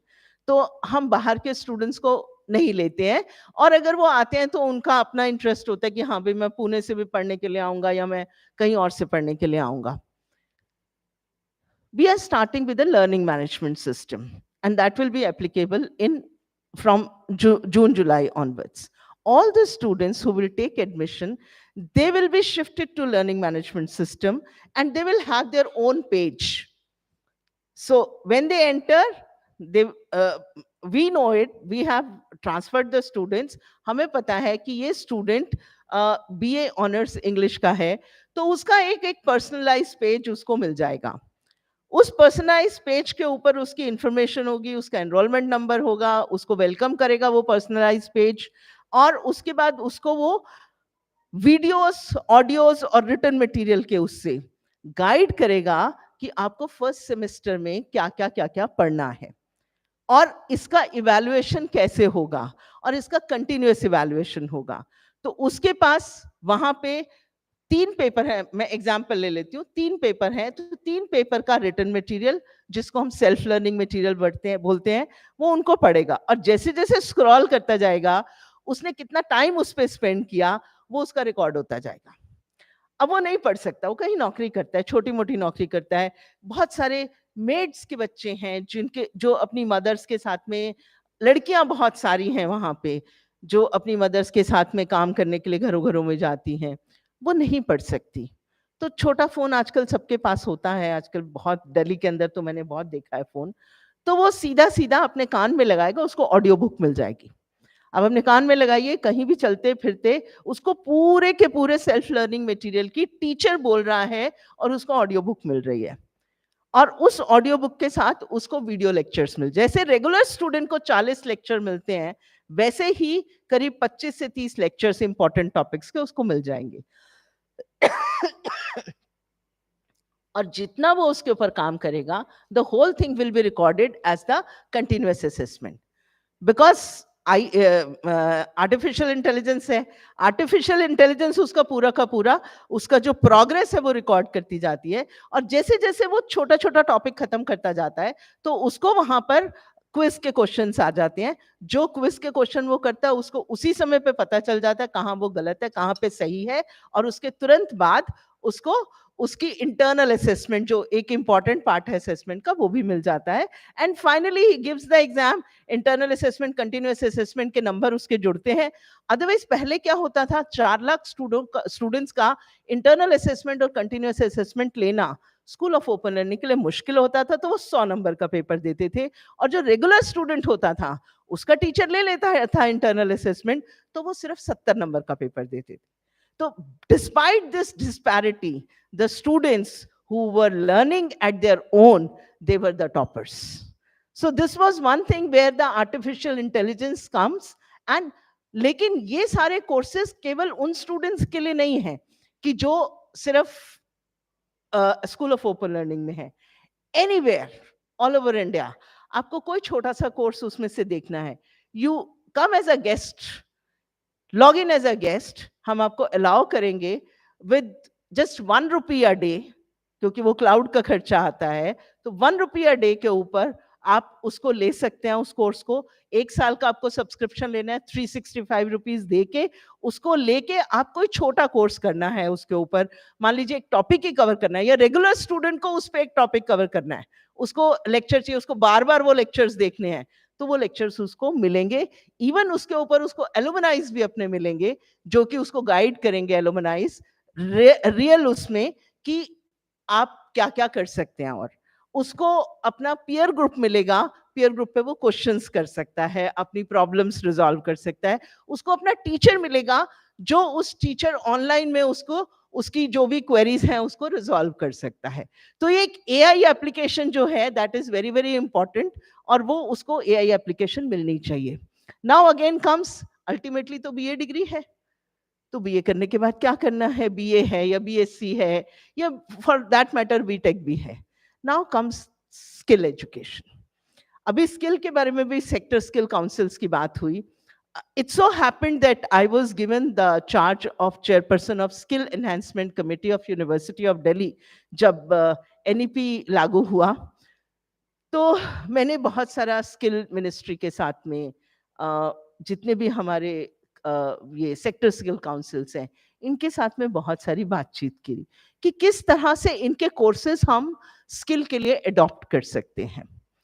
But unfortunately I found them not fit for students of University of Delhi who are from 90 to 95% to 100%, and maybe I don't find a student in a regular mode who is below 80%. 80% से 100% वाले students के लिए ये courses थे नहीं।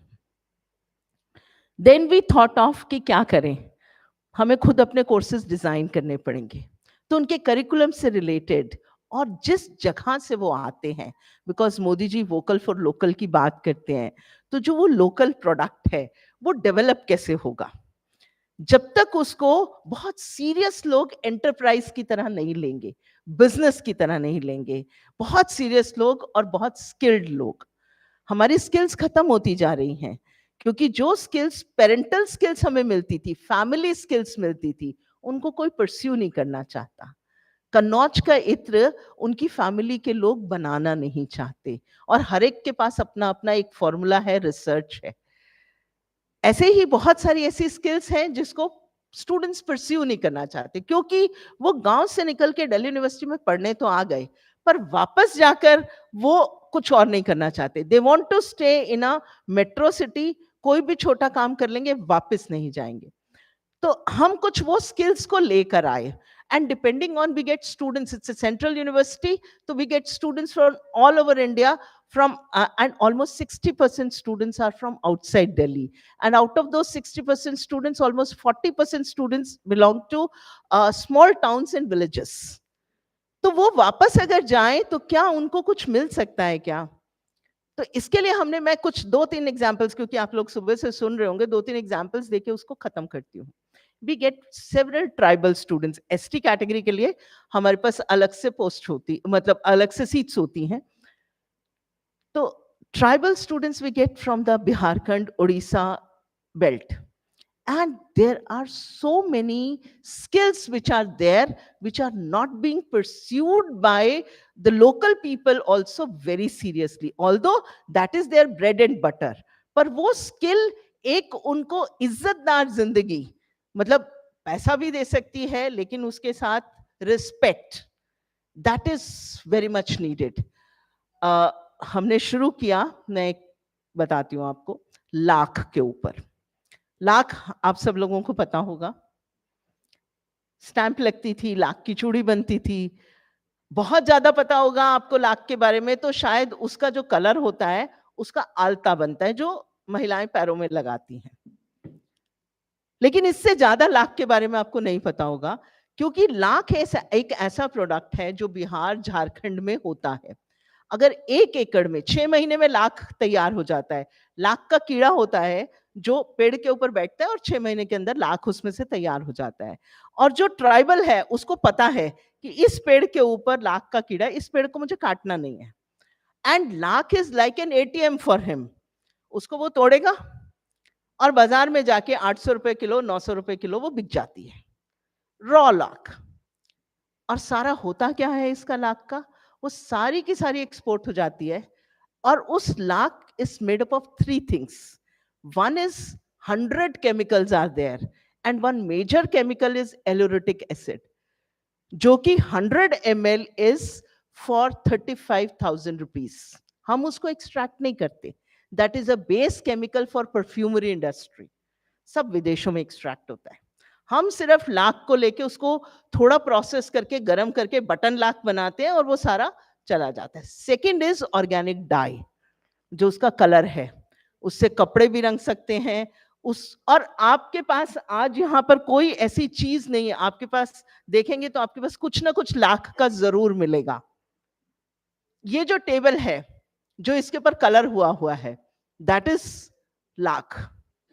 लाख डालने के अलावा उसमें कलर आ ही नहीं सकता। आपकी जेब में कोई पैरासिटामोल है, कोई मेडिसिन होगी, कोई आपके पास 500 mg की ग्लूकोमेड होगी जिनको डायबिटीज है जैसे मेरे पास रहती है, या बीपी की दवाई होगी। वो 500 mg की दवाई जो है आपकी, वो 2 ग्राम की है। अगर आप उसको वे करेंगे तो वो कम से कम 2 ग्राम है और उसमें सिर्फ 500 mg मेडिसिन है। What is rest? जो उसके पास 1.5 ग्राम के आसपास आ रहा है वो क्या है? That is lac powder. और ये सारी techniques are available, but we have not given it to our tribal students जहां पर वो लाख होती है। तो हमने एक कोर्स शुरू किया लाख प्रोसेसिंग, और ये सारी चीजें निकाल के हम उसको सिखाएंगे। रिक्वेस्ट करेंगे कि भाई कंपनी बनाओ, यहीं पे दिल्ली यूनिवर्सिटी के साथ कंपनी बनाओ, वापस जाओ और अपना काम शुरू करो। Give 5% share to us.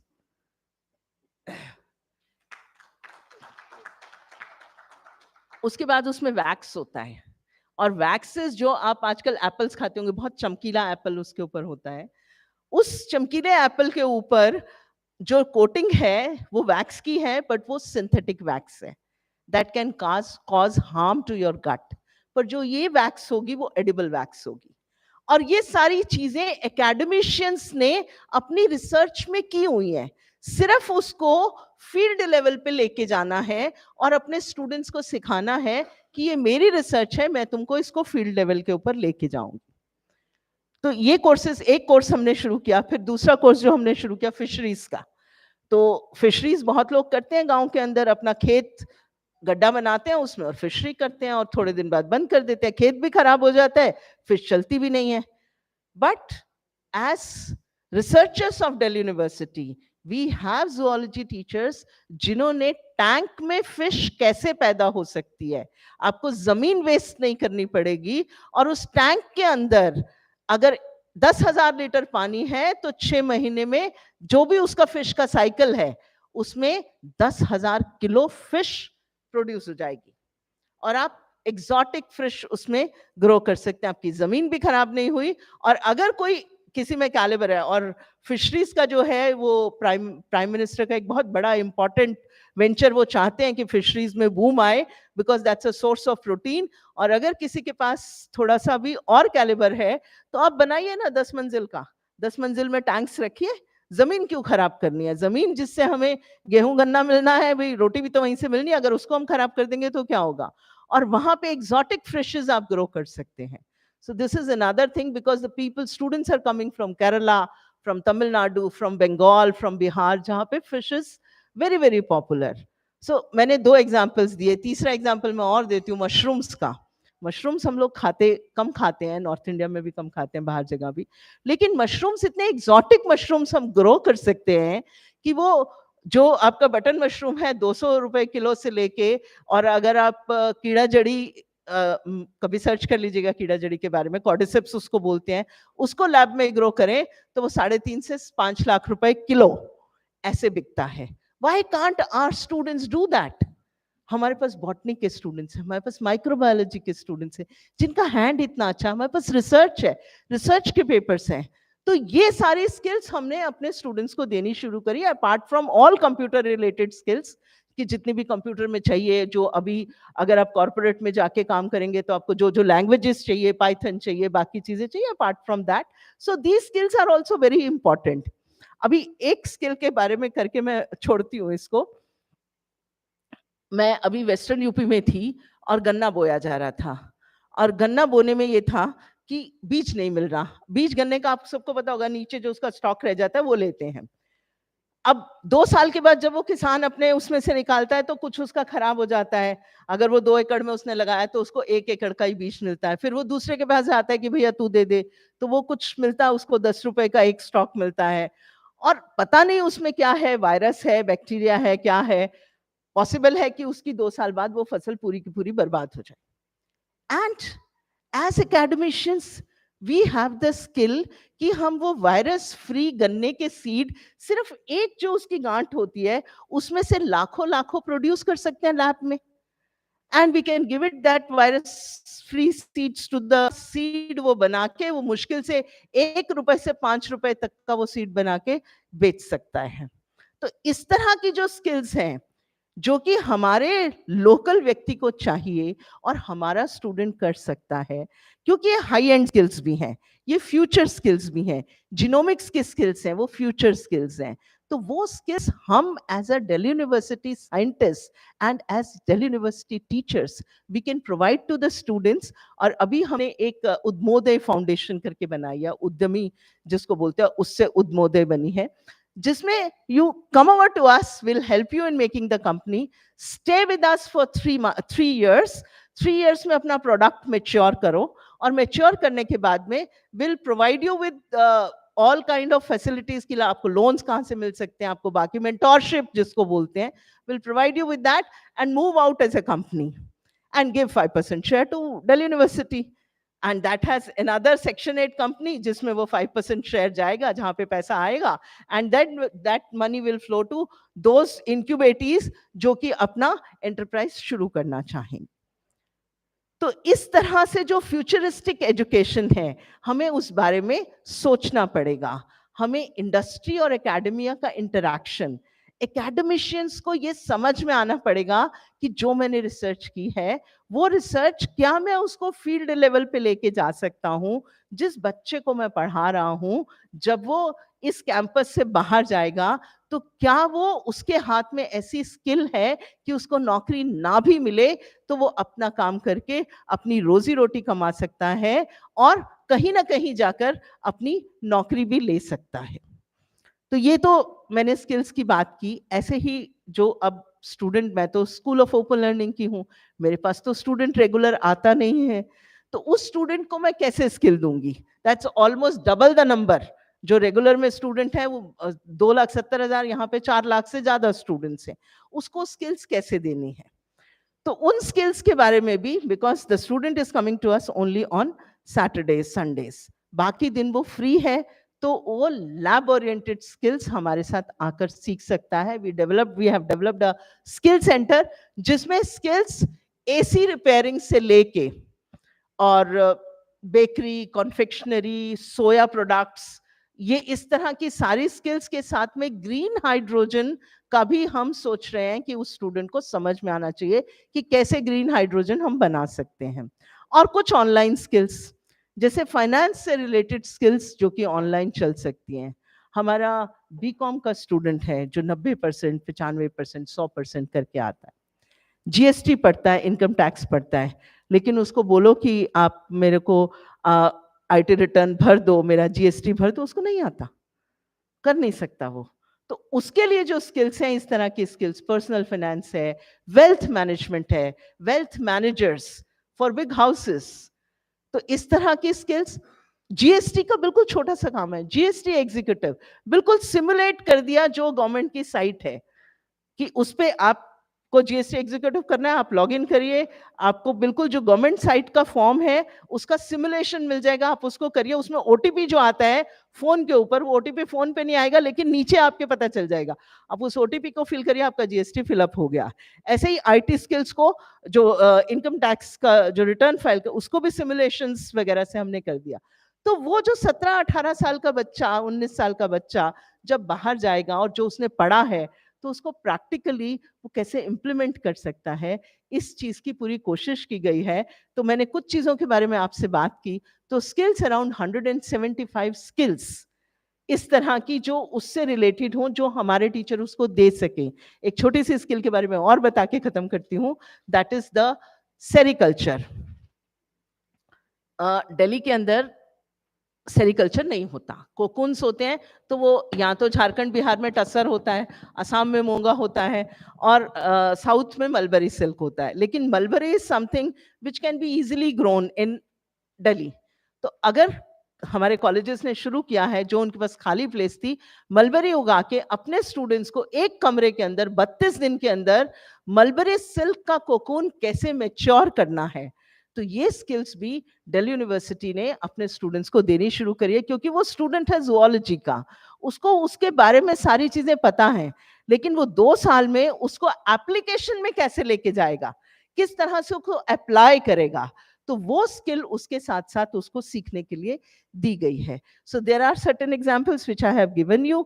I have taken much of your time, and बहुत सारा मैंने ओपन लर्निंग का छोड़ दिया उसमें, बिकॉज दैट्स नॉट दैट, अभी पूरा उतना टाइम नहीं है, but the future lies with the open learning. अगर आप रेगुलर भी हैं तो ओपन लर्निंग से जो जो अच्छे कोर्सेज हम फ्लोट कर सकते हैं, तो वो आपको एड ऑन कोर्सेज की तरह काम करेंगे। आप जब ड्यूअल डिग्री करेंगे, रेगुलर से करेंगे और एक ओपन लर्निंग से करेंगे, so that is also very very important. So thank you so much for listening so patiently. Thank you. एक मैम आपका मैम का एक और प्रोजेक्ट बहुत अच्छा कॉलेज में चलता है ना, इनेक्टस का। हाँ, उसमें भी इनेक्टस जो शहीद राजगुरु ने काफ़ी अच्छे एक्सपेरिमेंट्स किए और सक्सेसफुल एक्सपेरिमेंट किए स्टूडेंट्स को लेके, चाहे ये मशरूम वाला है, ये गौशाला हमारा श्री जी गौसदन वहाँ चलता है, उसमें उन्होंने किया। और अब तो स्पेन में भी वो उन्होंने कंपटीशन में आए। तो मैम काफ़ी एंटरप्रेन्योरशिप का सेंटर भी है वहाँ पे, बहुत एक्टिवली काम कर रही है। एक बार तालियों से और अभिनंदन। हाँ, ट्रांसजेंडर्स का भी कोविड के टाइम पे उनको भी काफी एम्प्लॉयमेंट जनरेशन किया, उनके भी कोई प्रोजेक्ट सहयोग, क्या नाम है उसका, पहचान करके ट्रांसजेंडर्स का भी प्रोजेक्ट शहीद राजगुरु में चलाया है। Thank you ma'am. मतलब ये चाहिए कि जैसे एसओएल में जो कभी आपने सोचा कि इसको ऑनलाइन भी करने की है, ये अब ऑनलाइन ही करना चाहिए, ठीक है। सिर्फ जो है एग्जाम हमारा ऑफलाइन है, लेकिन हमारे स्टूडेंट को सब कुछ ऑनलाइन मिल जाता है। मतलब उसको सेल्फ लर्निंग मटेरियल है, ऑडियो बुक्स हैं, वीडियो बुक्स हैं, उसकी क्विज है, इंटरनल असेसमेंट है, वो घर बैठ के इंटरनल असेसमेंट देता है। और जो एग्जाम है वो हमारा सिर्फ अभी फिजिकल मोड में है, तो उसको जिस दिन हम प्रॉक्टर्ड मोड में ले जाएंगे, तो जो हमारी टेरिटोरियल जुरिस्डिक्शन है, that will become open, and most probably we will start it by this June, कि सारा प्रोजेक्ट हमारा आ जाए, और नेक्स्ट 25 जून से जो हमारे स्टूडेंट्स हमारे साथ ज्वाइन करेंगे, they will have a option of giving the proctored exam eight their own place. हमारे बीच में डॉक्टर बीसी लखेड़िया जी है, जो एचओडी है होम्योपैथिक के। जैसे कि ऑनलाइन ऑफलाइन की बात होती है, तो ऐसी मेडिसिन में बात होती है एलोपैथिक और होम्योपैथिक की, तो कहीं ना कहीं कोरिलेट हो रहा है इससे। अब मैं चाहूंगा 2 मिनट आप एक अपना कुछ बताएं कि क्या आपका उद्बोधन है, प्लीज।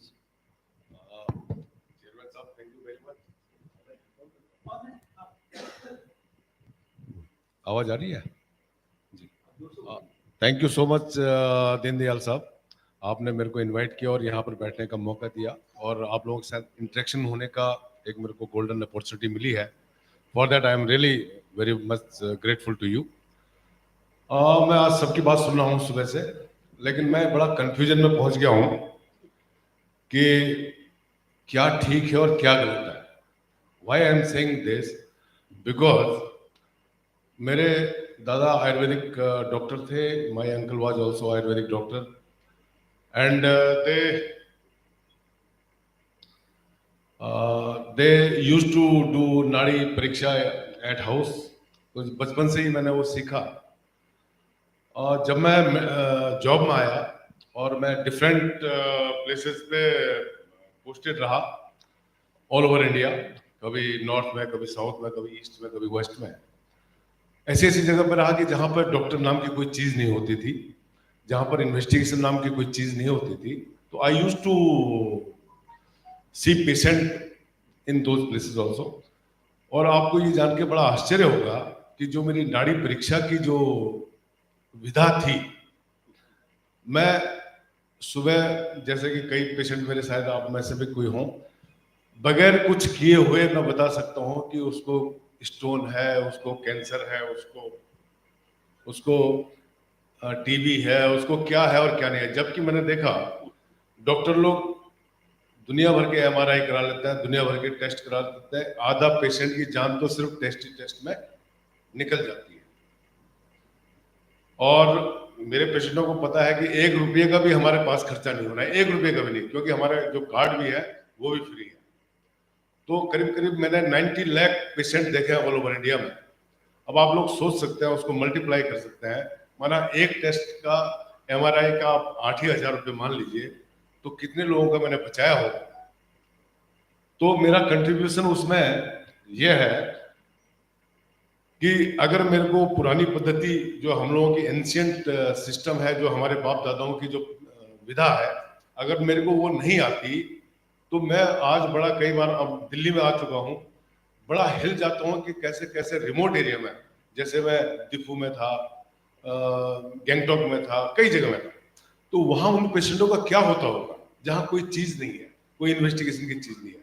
लेकिन आपको सुन के बड़ी हैरानी होगी कि मेरा जो सक्सेस रेट रहा नियरली 60 to 70% रहा। जो पेशेंट मेरे पास आया वो जरूर ठीक हुआ कुछ ना कुछ।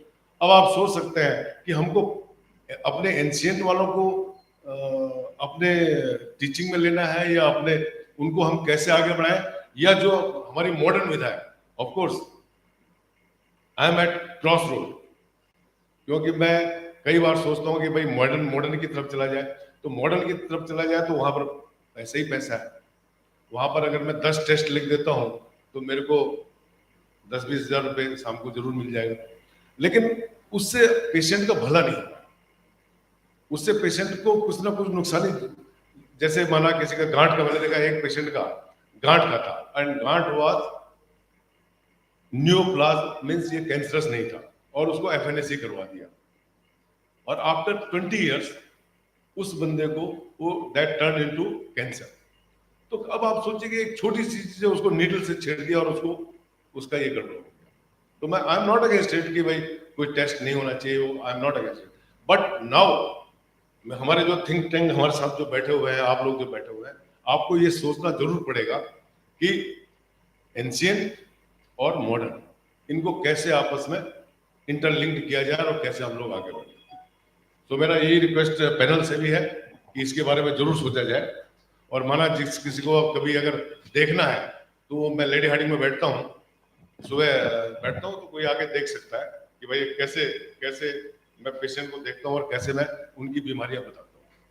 Thank you so much sir. Thank you doctor साहब। डॉक्टर साहब के बारे में बता दूं कि जब भी नाड़ी का जो उन्होंने जिक्र किया है, तो नाड़ी में सबसे बड़ी खासियत ये है कि आपको भी खाली पेट रहना पड़ता है। मतलब ऐसा नहीं आपको खाली पेट, आपको ही देखते हैं, लेकिन डॉक्टर को भी खाली पेट रहना पड़ता है, तब नब्ज पकड़ में आती है। तो मैं कई बार कहता हूँ कि आप लोग 11-11 बजे तक कभी भी ब्रेकफास्ट नहीं करते डॉक्टर साहब। तो कई लोग हमारे गए हैं, बीजेपी के कई स्पोक पर्सन, लगभग बीजेपी हेडक्वार्टर के 50 लोग तो मैंने भेजे हैं आपके पास। तो डॉक्टर साहब का अब हमारे बीच में नंदा शर्मा जी हैं, आप वाइस प्रिंसिपल हैं स्कूल में और रेड क्रॉस सोसाइटी की मेंबर भी, लाइव मेंबर भी हैं।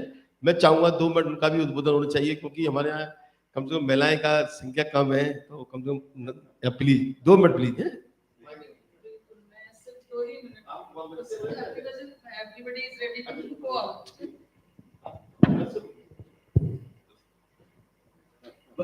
इसके बाद हमारे जो स्पॉन्सर्स हैं, जो हमारे वेल विशर हैं, उनको गोपाल जी सम्मानित करेंगे, जो भी स्पॉन्सर वगैरह हैं। और उसके बाद एक ग्रुप फोटो में हम चाहेंगे सभी लोग मिलके, अब हम लोग संख्या में 35-40 लोग हैं तो आराम से आ सकते हैं, एक लास्ट में ग्रुप फोटो, उसके बाद हाई टी का provision.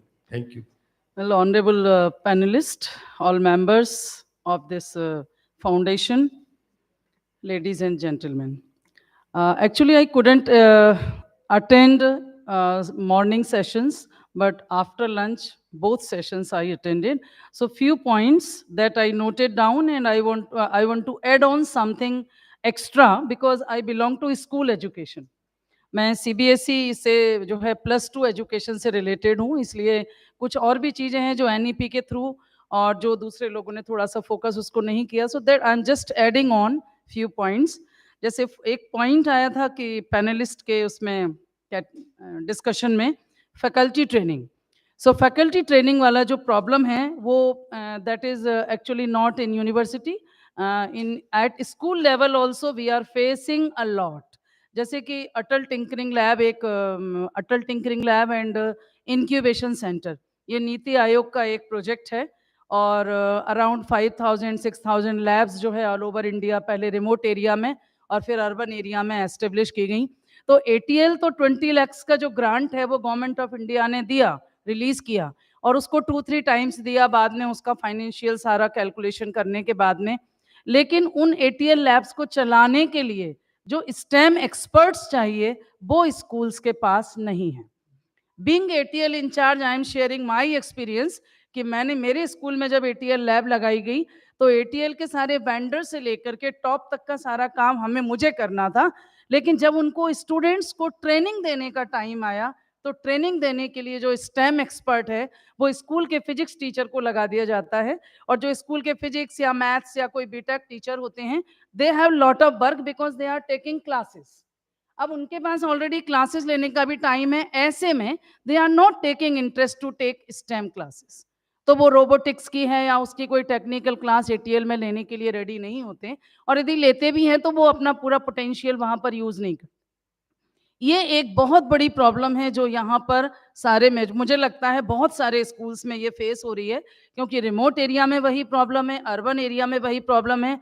And except few branded schools जो फाइनेंस को बहुत ज़्यादा तवज्जो नहीं दे रहे हैं, केवल उन्होंने अलग से एटीएल जो है एक्सपर्ट रखा हुआ है जो कि एटीएल में स्टूडेंट्स को करिकुलम फॉलो करते हुए पढ़ाते हैं और उनको सिखा रहे हैं. एक और पॉइंट आया था ड्यूरेशन. एक्चुअली पूरा एंटायर सेशन में 2-3 पॉइंट्स जो आए, एक प्रॉब्लम थी कि इम्प्लीमेंटेशन. मेन पॉइंट आया इम्प्लीमेंटेशन. कोई भी पॉलिसी हो, कुछ भी हो, पहला इम्प्लीमेंटेशन होना चाहिए. इम्प्लीमेंटेशन हो रहा है तो फिर ऑब्जर्वेशन आएगा, ऑब्जर्वेशन के बाद एनालिसिस आता है, और एनालिसिस के बाद में री इम्प्लीमेंटेशन आएगा. सो यदि ये 4 स्टेप्स सभी जगह अप्लाई होते हैं देन कोई भी प्रोजेक्ट ऐसा नहीं है जो फेल होगा, या कोई भी पॉलिसी ऐसी नहीं है जिस पर हमें बार बार इस बात को कहना पड़ेगा कि वो पॉलिसी फेल हो गई है. सो 4 पॉइंट्स पर फोकस यदि होता है ईदर इन स्कूल एजुकेशन और in college education at university level, definitely we will get success. Experience in learning जो है, experience in learning this is also applied in schools and specially CBSE affiliated schools में ये बहुत अच्छी तरह से apply हो रही है. लेकिन I worked with MP board, UP board, Haryana board, and now I am working with CBSE board. तो सीबीएसई बोर्ड में जितनी अच्छी तरह से एनईपी को फॉलो किया जा रहा है, मुझे नहीं लगता उतना अच्छा दूसरे बोर्ड्स में अप्लाई हो रहा है. एक और पॉइंट आया था काउंसलिंग सेशन के लिए, क्योंकि मैं जैसे हम एवरीडे पढ़ रहे हैं कि 7th क्लास के स्टूडेंट ने सुसाइड कर लिया. We focus on planning, we focus on implementation, we focus on education, we focus on revision, we focus on boards, we focus on cracking of exam. लेकिन हम उन सारे चीजों में ये भूल जाते हैं कि हम भी उस दौर से गुजरे हैं, और वो सारे जो स्टूडेंट्स हैं उन स्टूडेंट्स के ऊपर जो पीयर प्रेशर होता है, उस पीयर प्रेशर में 7th क्लास का स्टूडेंट ये समझता है कि यदि मेरे अच्छे मार्क्स नहीं आए तो मुझे सुसाइड कर लेना चाहिए. सो 7th class, 9th class, 11th और 12th में तो बहुत बच्चे हैं जो नीट और जेई क्रैक नहीं कर पाते, सुसाइड कर लेते हैं. और उससे भी बड़ी बात देखिए कि जो आईआईटी में भी पहुंच जाते हैं, who have cracked JEE advance also, taken admission in IIT, और IIT में जाकर के भी यदि सुसाइड कर रहे हैं, कहीं ना कहीं हमारा फॉल्ट है. हमारे इम्प्लीमेंटेशन में, बिहेवियर में, हमारे एनालिसिस में बहुत बड़ा फॉल्ट है. तो जरूरी है कि हम उन चीजों को भी फोकस करें कि यदि बच्चा आईआईटी में नहीं जा रहा, he is going in some government college, NIT, but performing well and living well with the parent, ultimately आपको क्या चाहिए? Ultimate is the happiness. Ultimate result किसी की भी लाइफ में क्या होगा? हैप्पीनेस। आप आईआईटी में हैं, 24/7 आप इतने सैड हैं, आपको बिल्कुल हैप्पीनेस नहीं है, आपकी पर्सनल लाइफ अच्छी नहीं है, पूरी लाइफ आपकी डिस्टर्ब्ड है, आपको क्या मिला? कुछ नहीं मिला। Your output of life is zero, your output as a parent zero. So here counselling sessions, Facebook को जब मैं स्क्रॉल कंटिन्यू करती हूं तो कंटिन्यूअसली उस पर आता रहता है, we need thousands of psychologist. So coming time में हमें बहुत सारे साइकोलॉजिस्ट की जरूरत है, and not for the senior level, from early level also.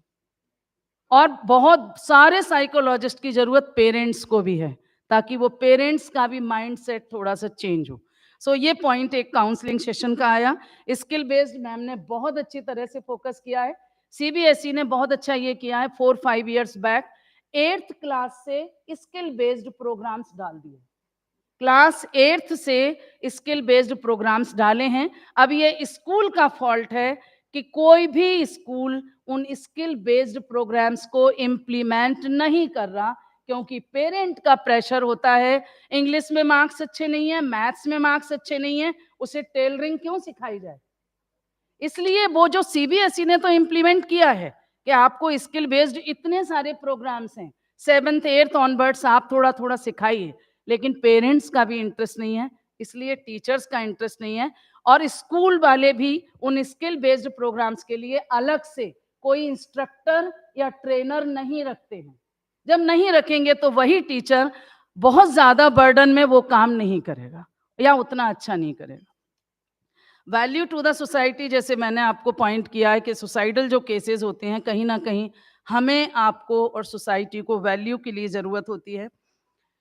Faculty, जब हम बात कर रहे थे फैकल्टी ट्रेनिंग की, तो एक मुझे आंचल मैम का बहुत अच्छा पॉइंट याद आया कि एज अ मॉडरेटर वो जब यहाँ बैठी तो उसके पहले एक होमवर्क करके आई, बहुत अच्छी तरह से उन्होंने होमवर्क किया। Even my daughter is there, she was also describing कि अच्छा मैम ये बता रही हैं, ये तो मेरे अभी मेरा बीट इन बीटेक फर्स्ट ईयर, तो वो कह रही बीटेक फर्स्ट ईयर में एक सब्जेक्ट रखा है आईजीडीटीयू ने ईवीएस का, तो उसने कहा ये तो सारा मैं पढ़ कर गई थी।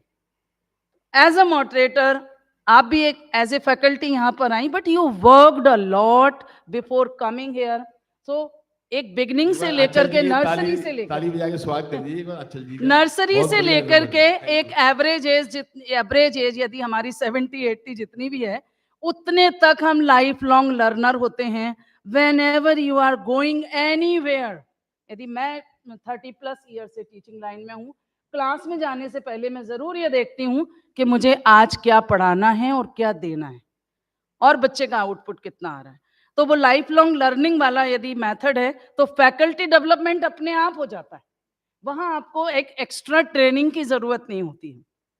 हमारा जो फील्ड है, आज हम जिस जगह पर बैठे हैं, नंदा जी मुझे पता है, मैंने आप 2 मिनट कहा था, प्लीज। यस, बस आई एम क्लोजिंग। इस पद मुझे का पता है कि उद्देश्य आपकी नहीं है शांत भवन में टिक रहना, ये जो पूरा फील्ड है इसी के लिए मैं बोल रही हूँ। इस पद का उद्देश्य नहीं है शांत भवन में टिक रहना, किंतु पहुंचना उस सीमा पर जिसके आगे राह नहीं है।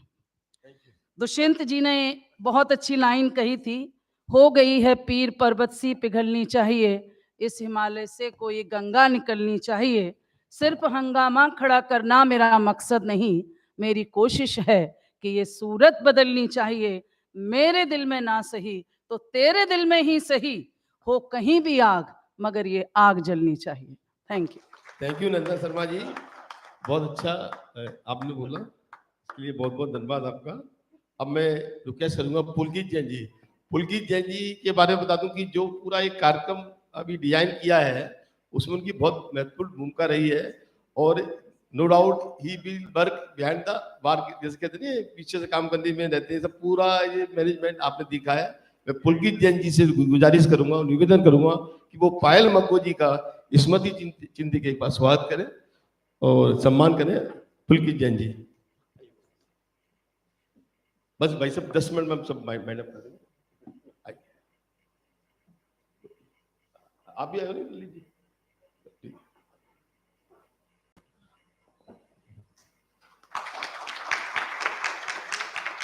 और मैं चाहूंगा गोपाल जी भाई साहब आगे आए, पुलकित जी जब बहुत काम करते हैं, हमें बहुत सपोर्ट करते हैं, आप आइए बीच में। अब हम इनको भी एक स्मृति चिन्ह दी के स्वागत सम्मान करेंगे, क्योंकि जो प्रोग्राम पूरा डिजाइन किया है पुलकित जी ने किया है।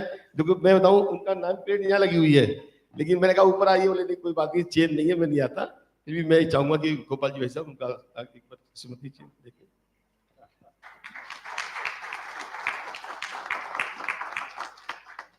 आर्यन जैन जी भी हमारे बहुत सपोर्ट करा है उन्होंने इस कार्यक्रम के लिए, शायद वो अभी है नहीं है, तो मैं चाहूंगा उनकी धर्मपत्नी जी यहाँ हैं, शेफाली जी आप आइए, क्योंकि आप भी अर्धांगिनी है तो उनकी भी आप ले सकते हैं। तो आर्यन जैन जी के लिए एक बार अब अपने सबको आपसे करा देंगे। आप सबको आइए।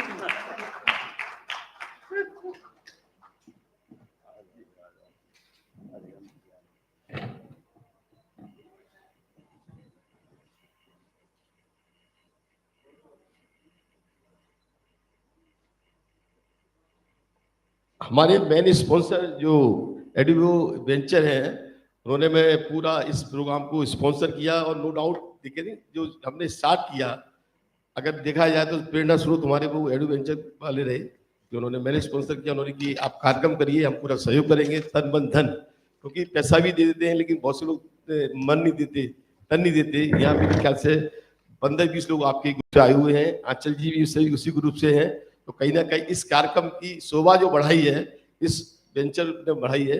मैं चाहूंगा कि उनका भी भाई साहब यहाँ पे आंचल जी आएंगे या आप गोयल साहब भी हैं, तो वो स्मृति चिन्ह आइए, आप एक बार चाहिए हमारी तरफ से आपका भी स्वागत करना। हम चाहते हैं कि आपने हमें बहुत सपोर्ट किया है, इसलिए गोपाल जी से भाई साहब गुजारिश करूँ कि स्मृति चिन्ह देखिए।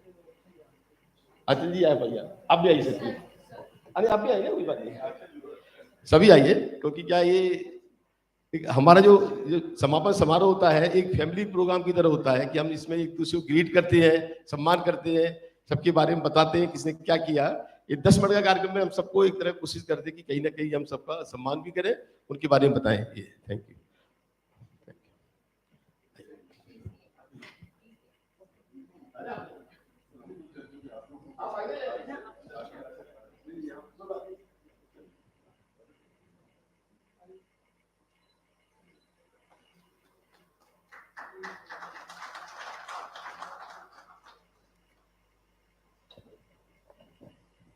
थैंक यू एडु वेंचर ग्रुप के जो भी है, आप सभी लोगों का बहुत बहुत धन्यवाद, आपने हमें सहयोग किया। इसी कड़ी में हमारे बड़े भाई भी कहूँ, क्योंकि मेरे उनसे 2-3 बार मुलाकात हुई है, ज्यादा नहीं हुई, लेकिन जब भी मैं मिला मुझे लगा कि कहीं ना कहीं एक एंथुजियम है, इस उम्र में भी बड़े एंथुजाइज करते हैं, ऐसे कृष्ण फाउंडेशन के उदय लुरिया जी। मैं जब भी रहा, मतलब उनके स्माइलिंग फेस रहता है, कभी भी बात करो चिंता मत करो, हम ये कार्यक्रम करेंगे, ऐसा करेंगे, तो उनका भी बहुत बहुत योगदान रहा कृष्ण फाउंडेशन। तो हम कृष्ण फाउंडेशन होगा कि आप है, और इनका बेटा रजत भाई, रजत जी आप भी आइए। अभी हम सुबह मजाक कर रहे थे कि ये तो बिल्कुल अंग्रेज अंग्रेज लगते हैं, तो भाई साहब बोले अंग्रेज क्यों बनाते, उनको कश्मीरी बना दो, इंडियन तो रहने दो कम से कम। तो नो डाउट 5 मिनट आइए मैडम, मैडम आप आइए, नहीं कोई बात नहीं, कोई बात नहीं।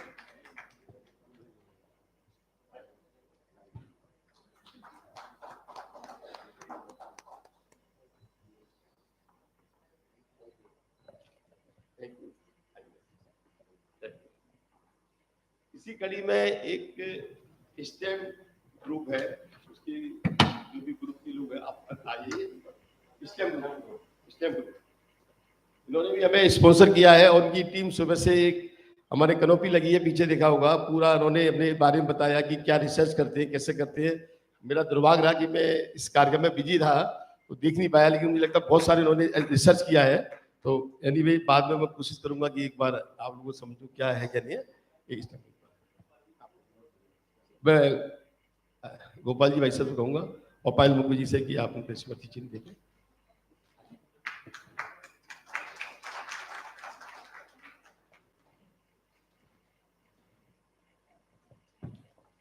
वैसे नाम तो बहुत ही है हमारे पास, स्किल फॉर अस के कोई है, स्किल फॉर अस के भी इन्होंने हमें स्पॉन्सर किया है, हम चाहेंगे कि उनका भी एक स्मृति चिन्ह देंगे।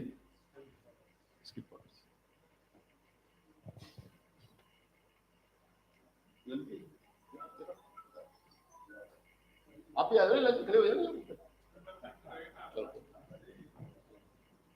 आइए।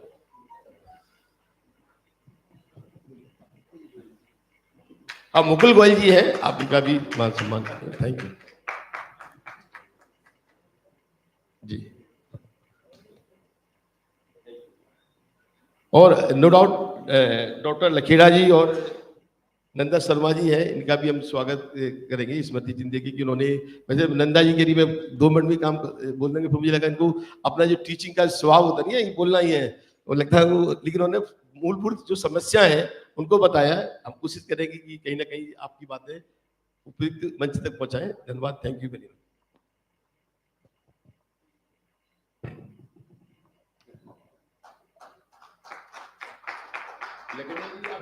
को भी दे दीजिए।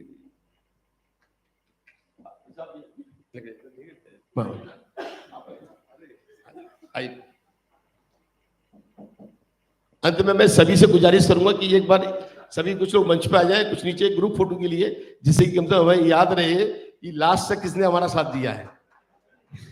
क्योंकि क्या ये फोटो बड़ा काम आता है। ये कभी कभी लगता है कि हम सुबह परेशान हो जाते हैं, फिर हाँ, यही वेबसाइट लाएंगे तो ये रहता है। आप सभी लोग आए जो इच्छित है, थोड़े इनकी हाइट का है, वो नीचे आया है, हाइट ऊपर है, जैसा भी आप एडजस्ट कर लेंगे हम। आप सब लोग आइए। हमारे बीच मुरली जी भी है। मुरली जी के बारे में बताता हूँ कि मुरली जी जब अपने जो वर्तमान प्राइम मिनिस्टर है नरेंद्र मोदी जी, उनके साथ रहते थे। बहुत पुरानी बात, कितनी पुरानी बात हुई मुरली जी? जब मोदी जी जब आपके साथ विचारक थे, तो ये उनकी व्यवस्था में भी, इनके व्यवस्था प्रमुख थे मोदी जी के। सब लोग आ गए, थैंक यू।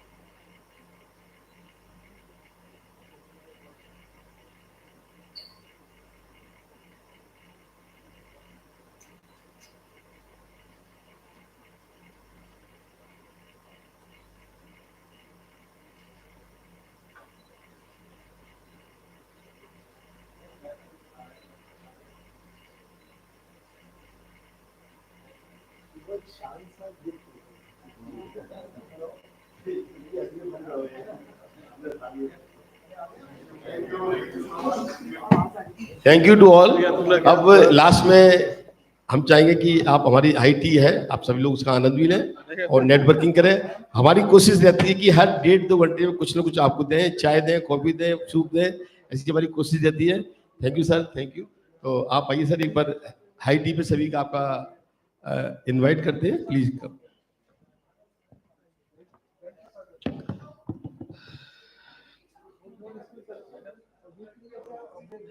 हाँ, आप कुछ